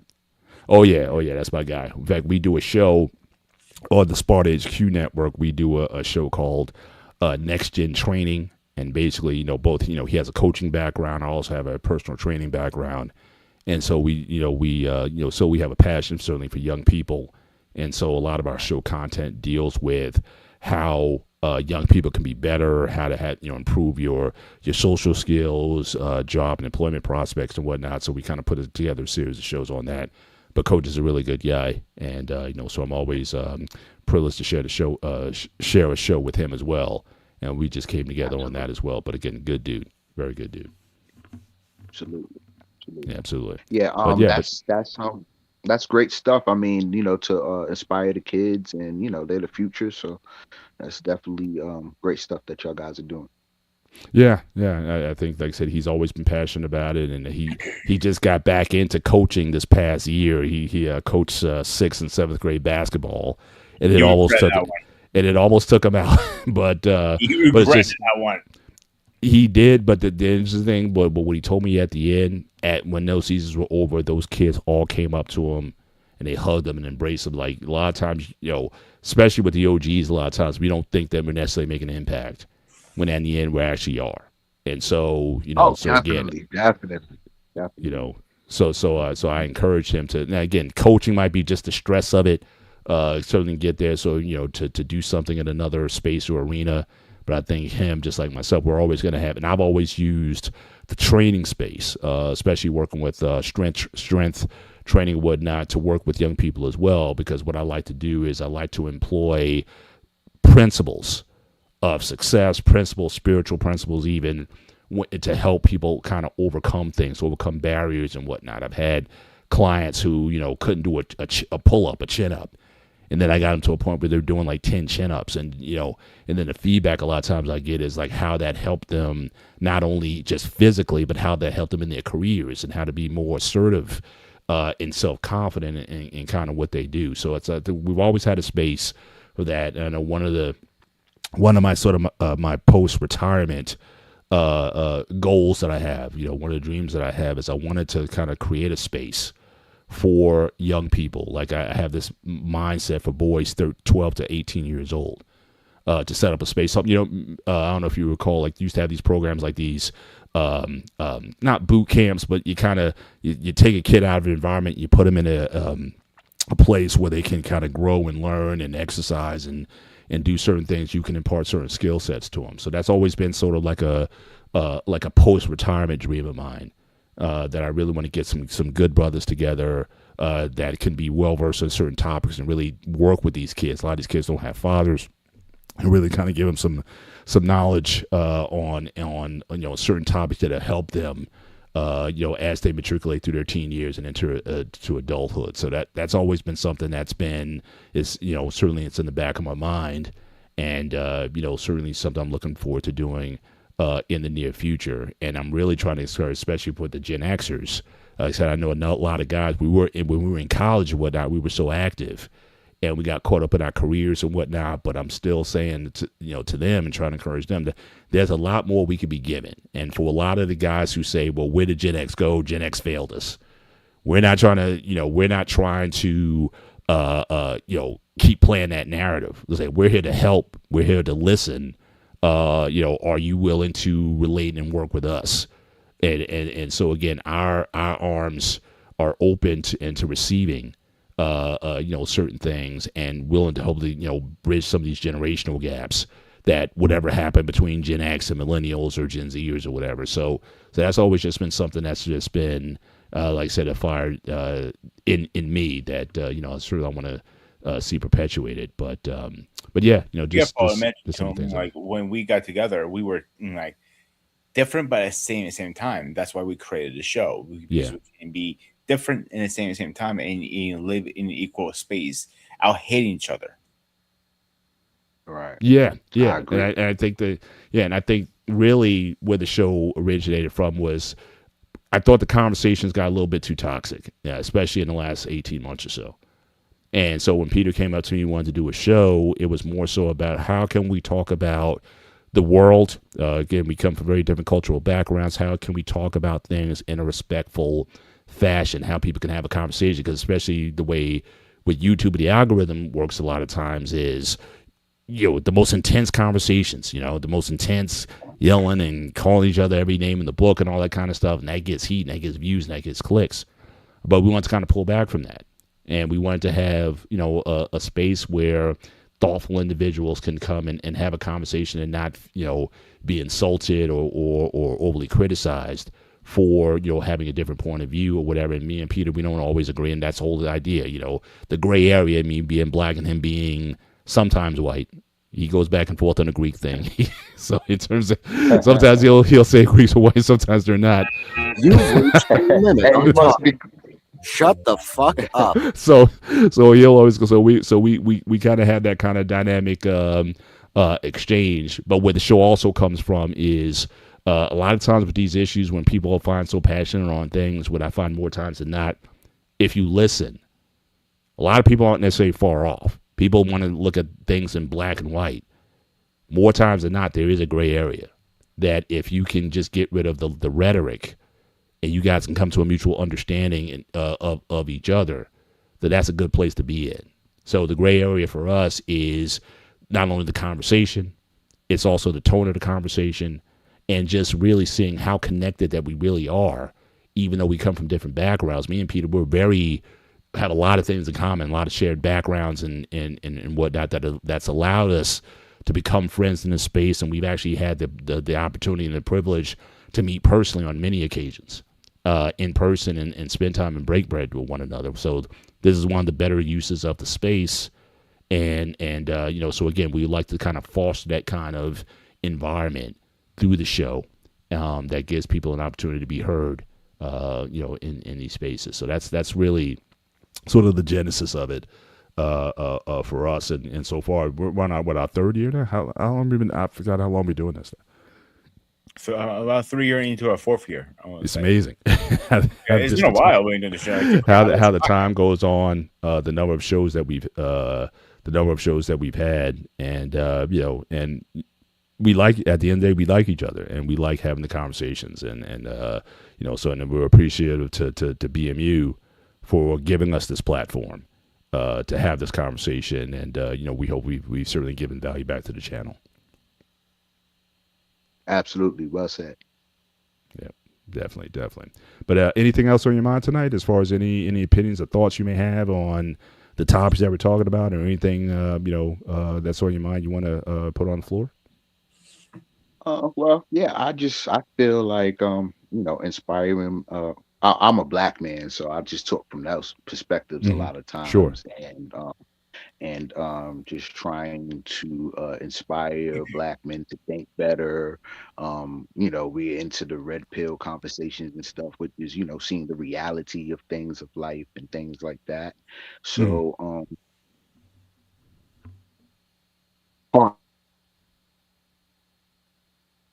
No, you still there? You muted. Black man, are you still with us?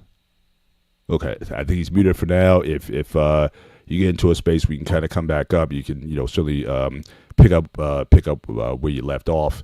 But Pete, your thoughts on but it's amazing. It's like but we've been doing this 3 years now. It's crazy. Yeah, it's been a while, dude. Like I keep forgetting how long it's 24. We started 2024, 25. Now we're in 2026 now. So it's just, but and the people that have been with us. I mean, again, Braxton's been, he's one of the early guys who's been with us, coming up every, I am truly humbled by the fact that, the people that we, who will tune in week after week, and be part of this conversation, whether you come on live or whether you be in the chat, that we just appreciate you guys spending your Sunday nights. You could be anywhere else.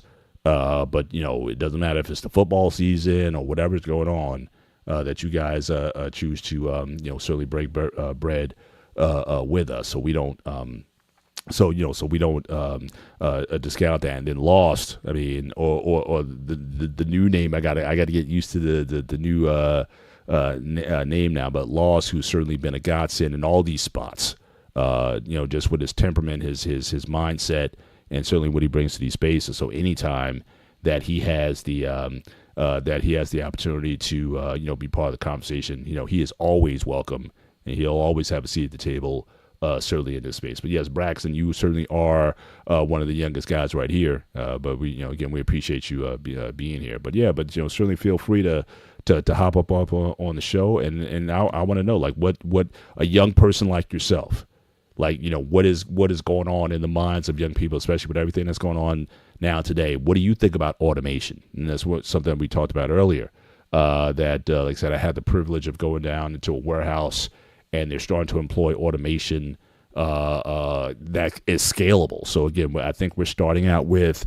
5% capacity in the warehouse, but certainly depending on how it goes, that can easily scale up to 20, 25% capacity in the warehouses. So again, for young people like yourself, what is going on, with you guys. How are you embracing the idea of automation and AI when it comes to your job prospects and your future potential out there? How's it affected you? Are you excited about it? Is it something that worries and concerns a lot of you guys? So I would like to certainly know from the Gen Zer in younger generations how this impacts you. But like I said, when you see it up close, it is just a very exciting environment to be in, and to see all this kind of works together. Like I said, you got dozens, if not hundreds, of robots all working in sync with one another, and to put all that together, it is a feat to behold. But like I said, but then you have to think about, okay, for the workers that we did see there, are they worried? And I didn't get a chance to, this last trip, I didn't get a chance to talk to a lot of them, because I don't want to necessarily put that in their minds either.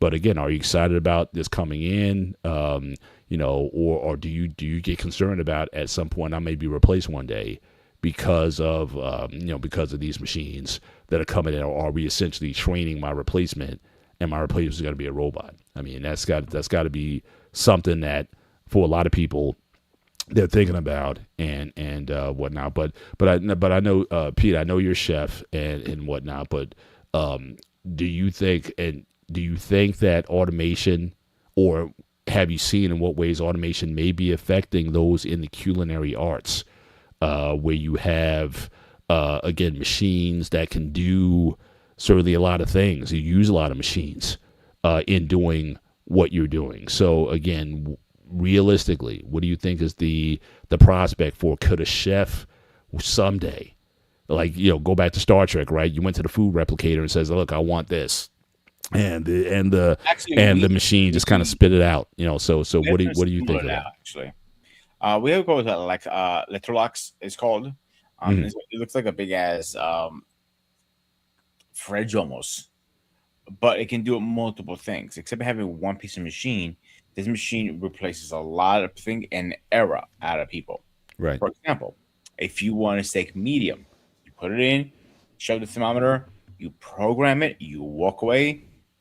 A few minutes later, you hear ding. You go over, you put your thermometer on it, make sure it's correctly cooked, and it's ready to serve.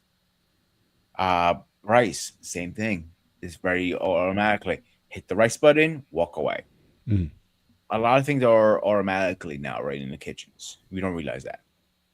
Like I worked in one place that had those automatic fryer lifters. I think McDonald's has them actually. Now I think about it, I always hated those damn things because I was never a fan of them. Right. Not because the automatic thing is because it gets in the way when you're trying to shake the basket and all that stuff. Mm-hmm. Right. I see those. I see a lot of outsourcing now.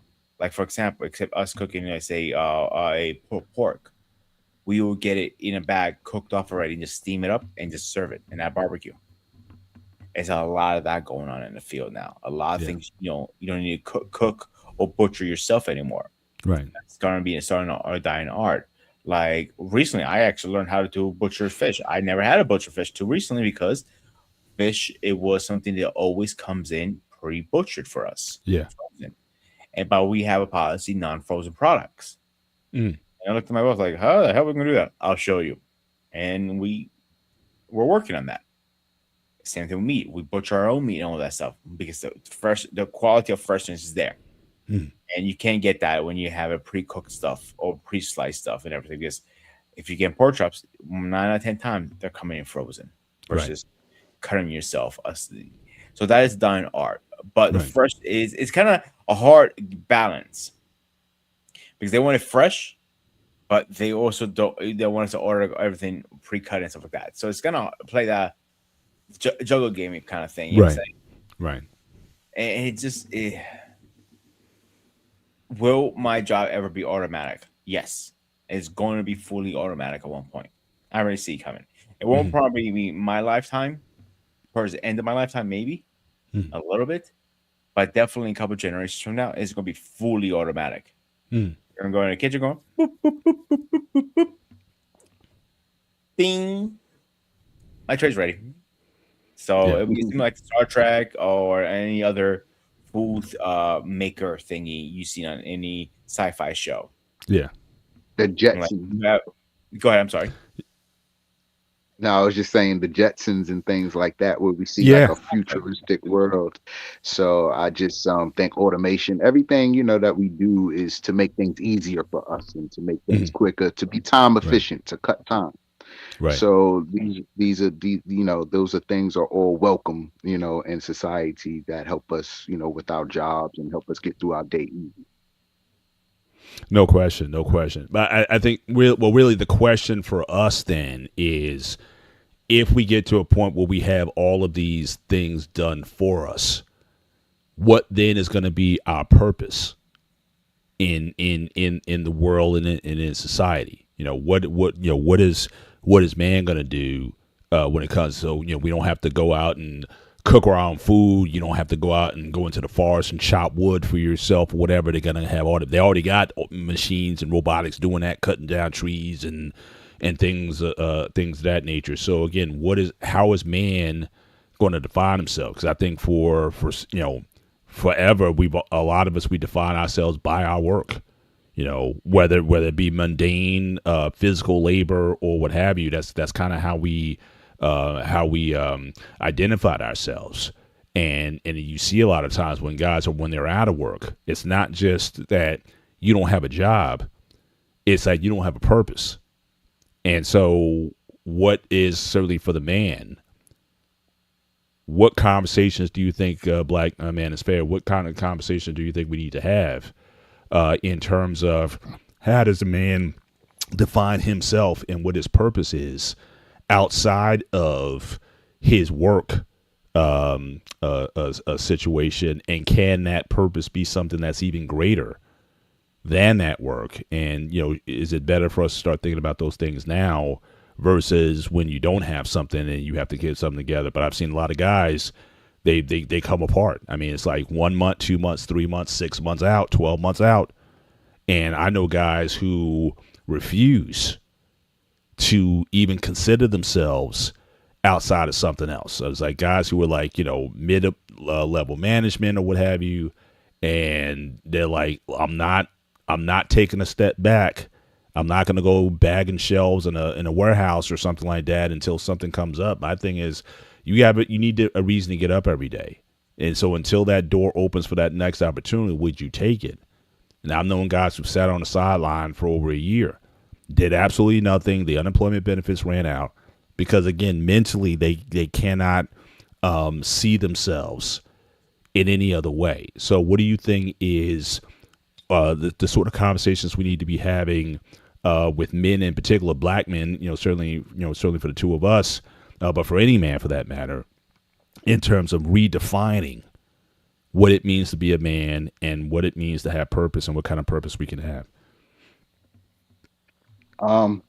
I think if we're getting into automation, then we're getting into managing the robots and things and managing the automation. But outside of that, just having a stronger mental. A lot of men are systematic, you know what I mean? So they go by the system. So if the system fails or if the system goes from now they're failing. But I don't believe in that. I think man is he adapts, you know what I'm saying? He's just not going to roll over and die or Right. because this went this way. It'll just make him stronger. I have to go in another area and be good in that area or die. You know what I mean? So I don't see man as just rolling over in any way. Man will always adapt. I think anytime you get men all in a bunch, all in this same group together, we're out of work, we don't have nothing to do. Well, go excavate some land and build a city or something, or go do like get together and do a greater purpose, all for one thing that you all could get something from it. Yeah. You know what I mean? Yeah. A bigger production or, in one thing. So it's just going to have to be a different mindset, just adjusting your mindset, seeing what the markets are and seeing what you need to be and what skills you need to be and, having stake in those markets and having control and turning a dollar profit and a life out of it. So I think we'll adapt no matter what the situation or circumstances are. That's good. So you're optimistic. I believe in that. Yeah, I'm very optimistic. I believe in men. I believe in men.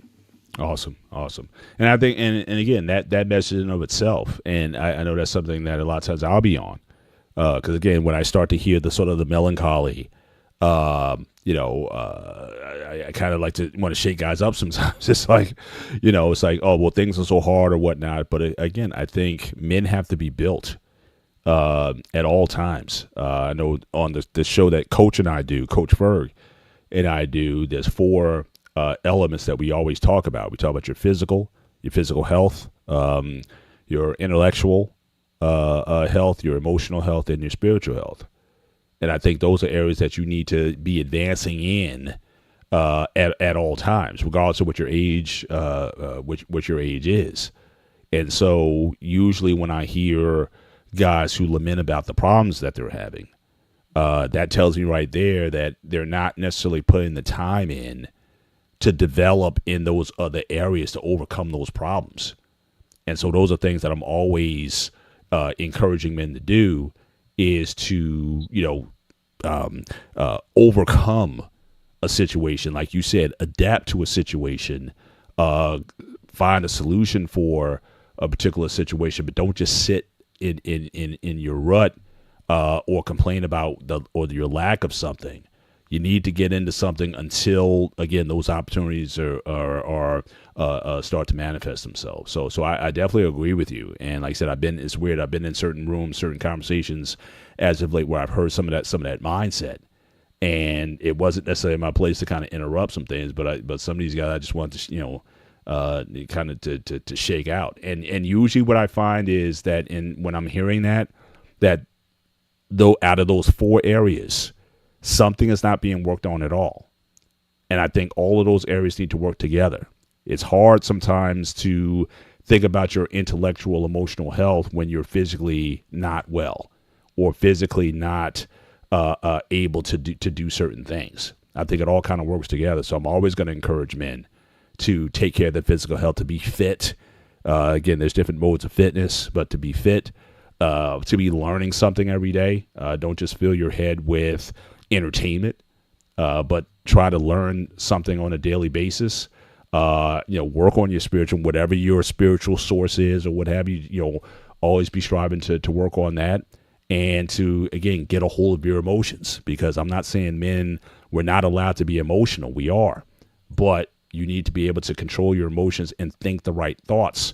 If your thoughts are wrong, then that's going to have a major impact on your emotions. And so, so I'm always going to encourage men to work on those individual areas so that, again, when situations come, you're going to be able to adapt to them.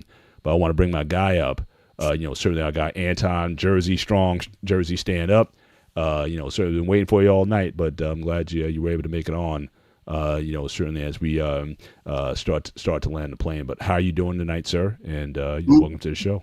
Thanks for having me. I'm doing pretty good and everything else. Just take care of things behind the scenes. I know. That's all. I've been trying to get on and everything else. I was trying to take care of some things, family related. So got things to know, and I figured I'd try to pop up for a few minutes. And I appreciate you. You're always welcome here. Always welcome here. So what do you think? So in terms of, again, we've talked about weddings. We've talked about, just the cost of romance. We've talked about automation. I showed the robots and all those things that are going on. So just out of all of that, what do you think, and what are your thoughts on? We also have a guy, DeJackson, who also just hopped up in the back. Again, DeJackson, I'm going to ask, since we don't know you here, if you can show your camera just so we can see who you are. So before we bring you up in the conversation, certainly we'd appreciate that, just so we can see who you are, and then we can certainly bring you up. So with that, go ahead, Anton. What's your I saw the video that you posted on the automation and everything else, and like Peter said, it's a good thing and a bad thing. A good thing because it makes the task a lot easier. It's not physically straining. But it's also a bad thing because now you can come up with a system to replace the people. Mm. And that's always been, I think, one of the things that people have been worried about for a long time. And just like I posted in the chat earlier, you have people, when the auto industry started installing those robots, it was a good thing because it made it a lot easier to build the cars. But at the same time, you now have a system in place that can replace what a lot of the people on the assembly line were doing. So it was kind of like almost a combination of, we have a new way of building the cars, but we now have a faster way to build the cars. We don't have to worry about paying individuals. We don't have to worry about paying their benefits. We don't have to worry about all these other things. And that's basically what happened. Now it seems like a good amount of industries, you're seeing more robots than actual humans. And the only humans you see are the people that maintain the robots. Mhm. That's it. It's almost like it's give and take, but at the same time, it's like, I don't know. It's hard to find the words to describe it. Yeah. You know? Well, even if you go back to the auto industry of the 80s when that stuff really started to happen, I mean, obviously those people found work somewhere else. You know what I mean? I think that if anything, it forces you. And I think a lot of people, especially if you go back then, the mindset or the attitude at the time was, oh, I got this job. I work at the GM plant and whatever. I have a job for 25, 30 years. I don't have to, I didn't have to, worry about a job. But I think Right. people who had to go out and either learn a new skill, get in, like you say, Peter, he started out as an auto mechanic.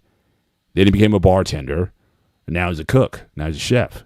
So I think that's something that people have to, have to do in order to, to maintain living or whatever that you just. For example, we both know somebody who is struggling to find a job for over a year and a half.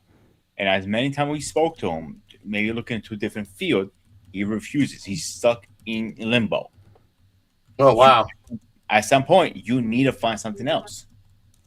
You have to learn to adapt. And I think that's when you have people who've been doing Exactly. something for a very long time, they don't know how to adapt. They're too set in their ways, and that's not always a good thing. Like there's a time to die on a hill, but when it comes to something like employment, this ain't the hill to die on. Mhm. You gotta find something, anything. Yeah. Hey, I use the 300 Spartan for a great example. They weren't 300 Spartans by themselves. They had all these Greeks and everything. But during that battle, they evolved to learn a different form of combat. We did that obviously, you know this better than I can, Anton, because you're former military. And during our right to freedom, we adapt to the different combat. Same thing as work. We're adapt. Even listen, look at Detroit. What happened when all the thing went automatic? They shut down a lot of factories. Unfortunately, that's sad, and I feel bad for those people. I don't think they ever recover from that. But cars are pushing out faster than we can count now.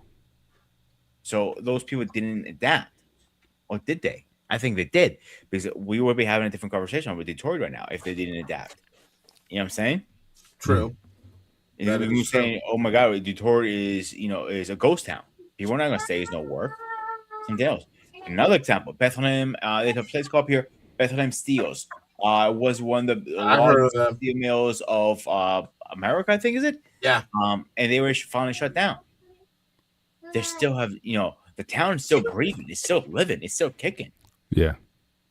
But I have seen some of these like company towns, like if you go to like to Syracuse, New York, or a lot of those spots up in upstate New York that were company towns, you can see, even though they're there, you can still see that the town is not progressing. Like there's a lot of old structures, a lot of old infrastructure, because you can't, because again, there's new lifeblood, there's no development, there's no opportunity. Like they were, popular in the 50s and the 60s, like Syracuse or Rochester is another one, because Rochester, that was for Kodak. Kodak was like a company, when they set up in Rochester, that was a company town. But then you saw, I think I might have been up there maybe like 15 years ago, and you could see that the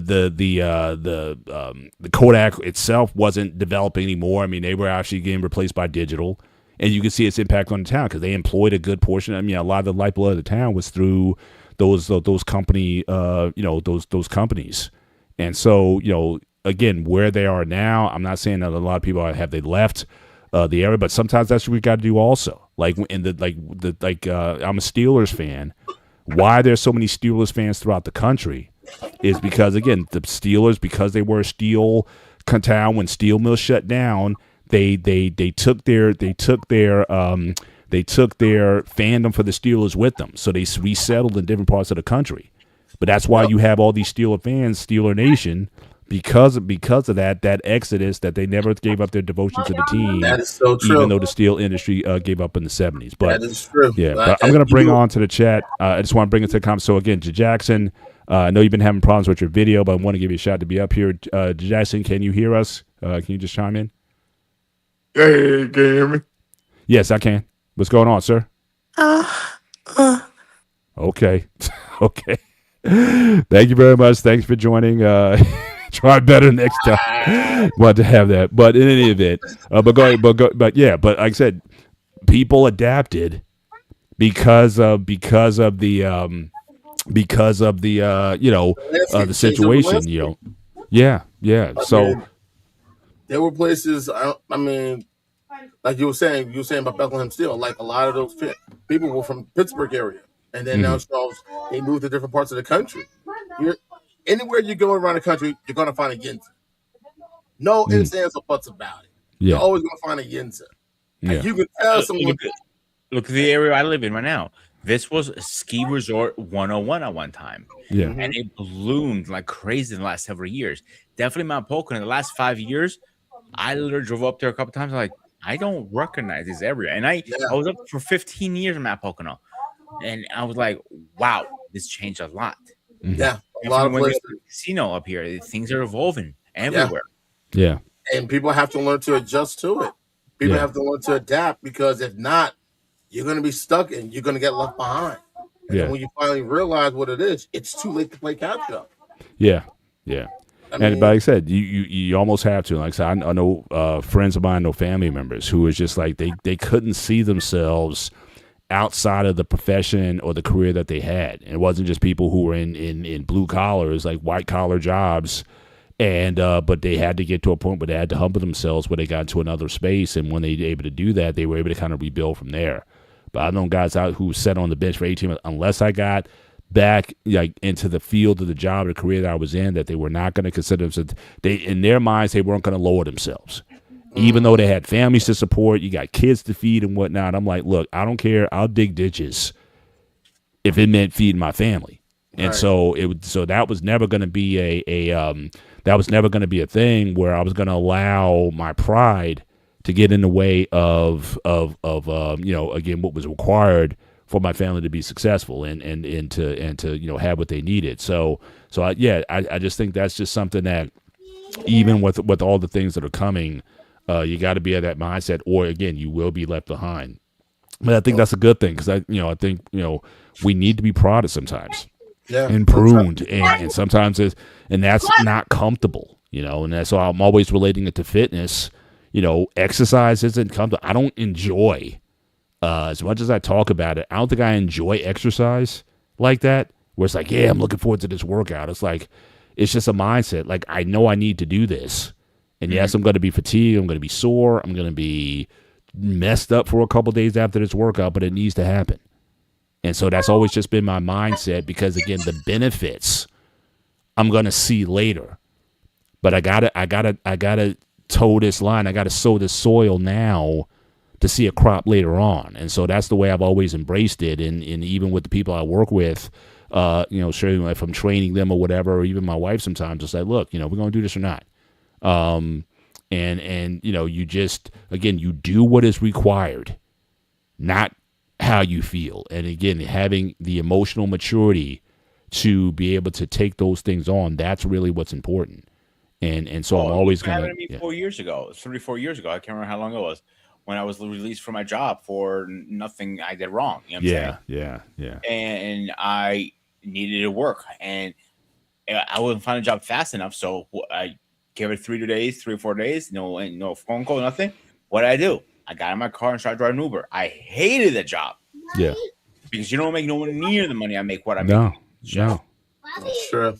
But it's interesting now, because you're making more money. I mean, I'm not going to put your business out there, but you're in a much higher position than you were 4 years ago. Yeah. You know what I'm saying? So that's the thing also. We get scared sometimes about that process and not understanding that sometimes you need to take a step backwards, or get sometimes forced out of a position so that a bigger position, a greater position, come later on. And so many people are just afraid to do that. So You know? sometimes you gotta, if you're in a situation where you need a little bit more, and you've done what you can. Like I started doing Uber and Lyft because my wife has diabetes, and we had an issue with trying to pay for her medication, and I Mm, was just like trying to figure out what the hell I was going to do. yeah. And I remember a couple of my coworkers at my job were like, "Yo, you all right, man?" Like they saw the frustration on my face, and I told them what was going on. And my friend Kevin, shout out to him, he was like, "Listen, like, you ever thought about doing Uber?" He was like, and I thought about like, really, I never really give it a thought. Mm, But he was like, "Yeah, do Uber, man. Here, I'll show you what to do." He helped me download the app, showed me what to do, got everything all set up. I went, started doing it and everything else. Within, I think within like the first week or so, I was able to earn the extra money that my wife needed for her medication. facts. She was like, "Where's this?" I was like, "This is the money for your medication." She's like, "How did you get this?" I got for Uber. Mm, And she was like, "Really?" I was like, "Yeah." And it helped in so many ways, yeah. Yeah. because it was, I mean, people don't realize even when you have the things to protect you, at times it's not always enough. Yeah. And at first, I was just like, I know people who are doing it because they needed, a little extra cash here and there. And I thought about it and I was just like, you know what, we'll give this a shot. Mm. All right, so shout out to Kirchberg and the Yeah. Belt tonight. So if you come part of the VA, they'll pay for 100% of the medical needs or whatnot. Yeah, But I know. right. I've had my issues with the VA trying to just get enrolled and stuff, and it got to the point I was just like, so I just kept on working. I kept on working. Yeah, yeah. Now, I mean, you worked out a solution, even though that, see, and that's the thing too. Some of it's information, right? Like if you would have known about that program and got into it earlier, that could have been something. But you figure something out, right? And I think at the end of the day, I think that's what people have to do. You have to be in a position to figure things out, and a lot of times you won't figure those things out unless you're forced to. Right. It's like you have to figure out a solution. I remember that scene with that Doctor Strange when the ancient one, she put him on Mount Everest. Yeah. Be like, you better figure this out, or you gonna freeze to death. Sometimes you got to do that. Always say to you guys. Do you remember? You say everything. You say a whole ton of stuff. For once, it's positive. I mean, it's not me being stupid. For once, we always going to fall off the mountain and we're going to roll down, right? Eventually, we're going to go back up. But as you roll down, you saw your mistakes. You're not going to make them twice. Right. Yeah. You go up, you're going to be better. You learn on the way down. Absolutely. To not make the same mistake going back up. Absolutely. We got Braxton and Snake Fiend in the back. How you doing, sir? What's going on?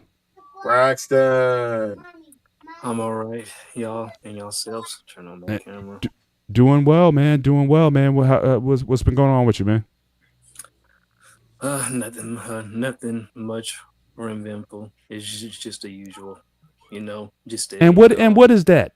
Stop thinking in abstract. Oh, nothing much. What is usual? Is this a good usual? Is it a bad usual? What's life like for Braxton? What's going on, sir? Things, embracing the suck. What is it? Yeah, man. It's just a good usual. Is all. There's nothing bad. I'll take a good usual.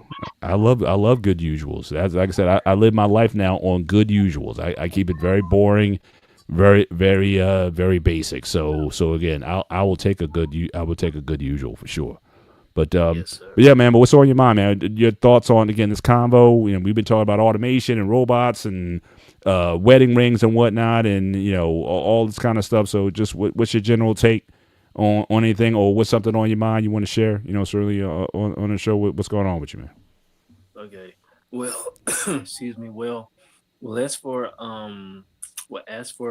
the automation talk, the automation subject, I say it's a good thing. Well, okay, I say it's only going to be bad for the ones who choose not to get with the moving times and the oncoming time, because like I said, because now you gotta get on the bandwagon, go with the flow, get with the program, because the ones who do that, it's like the ones who are going to see it as a bad thing, they're going to see it as a bad thing. They're going to see it as a good thing. They're going to see it as a good thing. Right. It's plain and simple. So with things and technology changing and with AI, and like you mentioned, excuse me, like you mentioned a bit earlier when you was asking me, it would be the smart thing and the consistent thing to do. It is, is to go into those fields. Like it's either you go into those fields, whatever type of degree you're going to get, at least get 1 or 2 degrees relating to technology. And for the people that's already working, working in factories or warehouses or something, and when they start putting these different devices in machines in those places of work, learn them, or go somewhere and get a certification, or something, so you can know Hmm. how to work on these advanced or advancing machines. It's plain and Right. simple. Right. So, Yeah. yeah, like so Yeah. like the main is so Yeah. the main yeah, so like the main thing is just don't get left behind or get caught up. Exactly. So Exactly. Yeah, and like I said, I've even at my age, and that's like I said, especially for a lot of Gen Xers, it's weird because you get a younger Gen Xer, you get an older one, and even then, I'm still saying it's like, dude, you got so much more capacity that's within you just based on what you've done up to this point, and there's so much more you can be learning. But it's like again, a lot of these guys like in their mid-50s, it's like I'm talking to a 70-year-old, 75-year-old already, and that's something that I try to kind of shake. But like I said earlier, those things that me and Coach talk about, those pies, if you look at it, they're stagnant in a lot of areas, right? It's not just they're not stagnant just in their intellectual. Like I'll ask them, like, are you exercising on a regular basis? I'm not saying you got to go to a gym and lift 500 pounds or anything like that, but are you? What are the things that you're doing on a regular basis? What are you filling your head with on a regular basis to continue to improve or to progress in life? And a lot of times you see that area. Spiritually, are you growing? Do you go to church? Or if you don't go to church, are you reading scripture? Or it's like it's a pattern. It's like it's just you're just stuck in a time and you just can't get past that. And so that's why again I'm always encouraging guys, or certainly me and Coach through our show, we're always encouraging people, your physical, intellectual, emotional, and spiritual health, that you need to be exercising those things on a regular basis. And if you start to slip up on those things, then it's interesting how those other areas get affected or impacted. If you're not growing spiritually, then again, you're not, those other areas, the physical, everything else is going to die off as well. And so each one of those is like a components of a car. You need the engine, you need the transmission, you need the steering, you need all those things working, or the car won't function, or you won't drive a car if any of those things aren't functioning. So I'm always trying to encourage guys, you got to embrace this new time. So I'm like, my job can tell me this, we need you to go to China and we need you to study these robots for a year. It's like, okay. The only thing I may ask is, can I bring my wife with me? That's the only thing I would want. If I can bring the missus, I'm all for it, because I can't be without my missus for that long. But yeah, I agree that certainly those who embrace change, adaptability is the superpower of this time, and it's the number one thing I think that even recruiters and people when I interviewed. For the last job, I remember I got a job offer prior to the one that I got now, and the only thing I talked about was the chaos of my last job and all the crazy stuff that we had to do in the end just to kind of keep the company afloat or whatever. And she was like, bet, like, look, you don't have the skill set that we need, but guess what? We can teach you the skills. The skills, that's the easy part. We need somebody who can come in here and be like, oh, that's the problem over there. Okay, how are we going to fix that? So again, that kind of attitude, I think information can always be gained, but getting the right people who can embrace that's the hard part. So yeah, man. I mean, we'll see how this goes. Certainly, like I said, I was down there. They were doing like the beta testing, so they were like working like how this is going to really. So when we're supposed to turn this system on in the next month or so, and then we'll see for real how it all kind of shakes out or whatnot. But from what I saw, it was crazy, like what they've been able to do with this, and again, just how all these robots, they're like literally, you would think they just bump into, like it'd be like a train wreck. They just bump into each other, but they know when to interact. Like, so you have one, like you come to an intersection, like you say, okay, look both ways before crossing. Like they already know that. So you got these robots going back and forth. God, just wait. I'm waiting until the lane opens up, and then I'm gonna go. I mean, so all that's kind of built into it. and so it's an amazing thing. It's an amazing thing to watch and to see. But I think yeah, the best way you were describing like how people can be stuck, it's like, it's almost like this song from U2, stuck in a moment that you can't get out of it. And that's sometimes what a lot of people are dealing with. Yeah. And you just got to encourage them to do better and to be better. But we're already at time. We're at the 2-hour mark. Certainly of the show.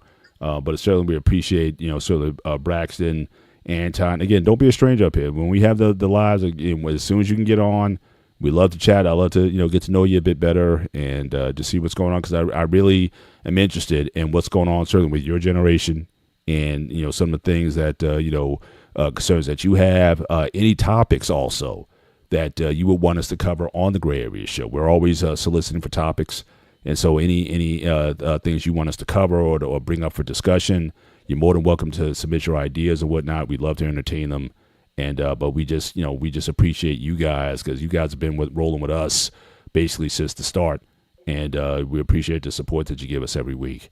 Being part of this conversation. So, but again, we're going to try to line this plane. So I'll just go around the room. Any final thoughts that guys may have? So I'll start with Braxton. Certainly with you again. Appreciate the late that you came up. But anything you want to say before we start to land this plane? Yes, sir. Sure. And then the next one, I'll try to come up a bit more earlier, maybe on longer. And and my final thoughts are: one, I appreciate y'all having me up on here. I'll try to make it on here again, and like I said a bit more earlier the next time. And lastly, I'll say similar to what I said earlier. When things like not all change, like not all change is good, and on the other hand, not all change is bad. So, but when things are changing for the better, like right now, well, at least technology wise, things changing for the better right now when it comes to technology.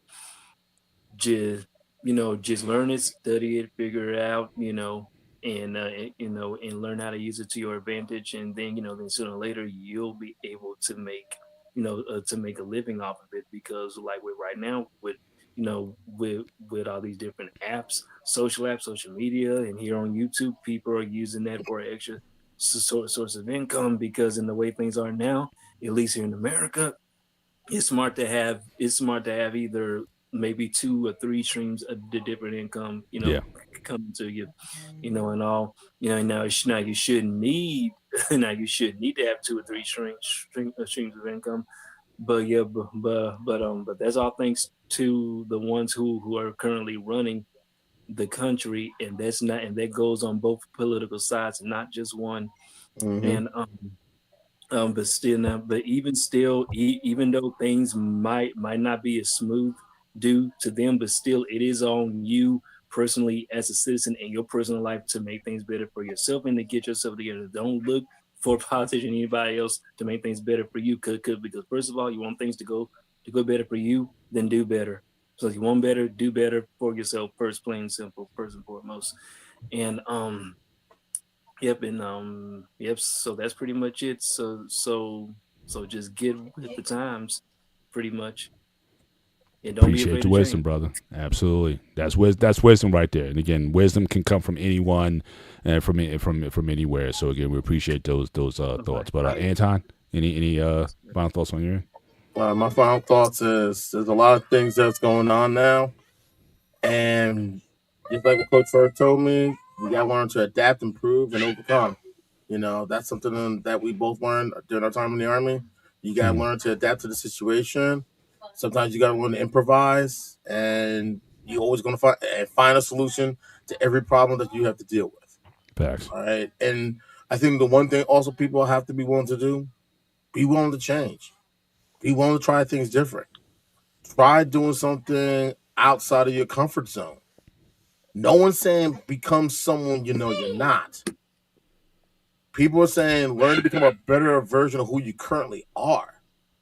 And some people are not willing to do that. And sometimes you not have to do a big change. You don't have to move to another place or get rid of your friends or end your relationship or your marriage or anything else, sometimes a small change, a simple change could be learning to read books or listening to them on Audible. A small change could be, going to work out. Yeah. A small change could be trying a different diet. And that's it. Yeah. Because sometimes that's all it takes. Not always that as big as people think it is. Sometimes it's small and simple. Facts. Absolutely. Pete? Evolve, adapt, learn, become different. If you stay still, you're not going to become anything. If you need to change a lot of work like I did multiple times, there's nothing wrong with that. Learning is involving. Learning is the best thing you can do. If you sit back and just let the train run you over, I don't need anything about talk to you. That's it. Before I pass you over, Mike, Brax. Also, I see you have a lot of things in the background that me and you may have in common. Check out my network. Yeah, we have a lot of things in common, I think, back there. Am I right, Paul? Absolutely. And check out the Furniture Network. There's a lot of things on there you might enjoy, and you can jump on with our conversation. I drop that link pretty often, actually, on Saturdays. Okay. All right, sure. And you say your YouTube is Sparta Network or the Sparta Network? No. I'll drop the link right in the chat. Hang on a second. Just give me 1 minute. I'll drop it right now, so you can get it. Yeah. And I'm on there, like I said, typically I know Coach and I would take a little hiatus right now, but me and Coach have a show on there. I'm typically on the Tuesday on the Tuesday shows. So I'm pretty active in that space as well. And so you can certainly go there and check out what we got going on. In fact, we did a number of shows, and I think we covered almost every area, especially for young people. I know I did a two-part series on job interviews, the job process. We did a series of shows on that, interview, resume writing. We did, there was certainly a number of shows that we covered in that space that I think could really be beneficial to people. We got a lot of positive feedback on those shows. I've done shows on fitness, and I've done shows on training, and how you can train from your home just using water jugs and things of that nature. So there's a lot of content there that you can certainly glean from. And so we just kind of keep the conversation going. But we're taking a little break right now to kind of recharge our creative juices. But I think we put enough content up there for a young person to be like, here, you can take and run with us. And then what we're really trying to steer the show is conversation Q&A. So again, we have a mailbox that we have so people can drop their questions in the Q&A, and we want to use the Q&A as a basis for the show. And so we can take that topic and kind of run with it, and have a mailbag and answer questions there. So that to me, that's like the next evolution of the show, because I think we've given, especially for a lot of young people, we've given you like, okay, if me and Coach wrote a book, we'd be like, okay, here's the book, here's like 10 principles to success for a young person. Now we're saying, okay, read it, study it, apply it. You got questions, then come back to us. So that's kind of where we want to take in future shows. We want to take the show to that level, so that we can, instead of talking, I want to be able to engage and really, interact with people. So that's the future vision for the show going forward. But we have quite a bit of content that I think you'll find beneficial. And also if you check on the site, I think there's also a playlist. I think that's also available on the site for our shows in particular. It is a playlist on the network, actually. Yeah. So you definitely check that out as well. But again, I want to thank you guys certainly for coming up and being part of the conversation tonight, and certainly for all of you. Thank you for being part of this conversation tonight in the area. Again, on Sundays you can spend your time almost anywhere, but you chose to spend your Sunday nights with us. But for all of you, enjoy your week. Certainly for those in the Northeast, we're going to get the big thaw. Hopefully this week it's supposed to get in the 70s. So hopefully we can melt these snow mounds that are all over the place. I'm already seeing that happening. Yeah. So hopefully we'll get a warming. You know what that means, Paul, right? No, well, down here we got another round of severe weather. So. Oh no, jeez. No, I think the worst is over for us, but we got hit pretty hard in January. Showers on Friday, but I'm not really expecting it. But you know what this means? That means I go away and you take over the network for a few days. So get ready for your round. We'll do it, whatever we got to do, whatever's required for the network. But again, we want to thank you guys for being part of the conversation. Again, just make sure you guys hit the like button both here and hop over to Sparta HQ. Show some love over there. Also, again, we definitely appreciate the following and the support there. But certainly for myself, for Braxton Snakes Bean, and for the Ghost of Sparta, a.k.a. Peter, a.k.a. Panayotis. This is the Gray Area on this Sunday, March 8th, which is the anniversary, the 55th anniversary of the fight of the century, Ali versus Frazier, Madison Square Garden, 1971. Again, one of the greatest fights of all time. So again, today's the anniversary for that. But we'll talk about that maybe in a sports show coming up this week on the BMU Network. One-on-one sports show Wednesday nights here, 8 p.m. Eastern Standard Time. Tune in for that also. We're in the dead space for the NFL, so I may bring that fight up as a topic, certainly for the show. But for us, take care, God bless, and we will see you next time. Good night.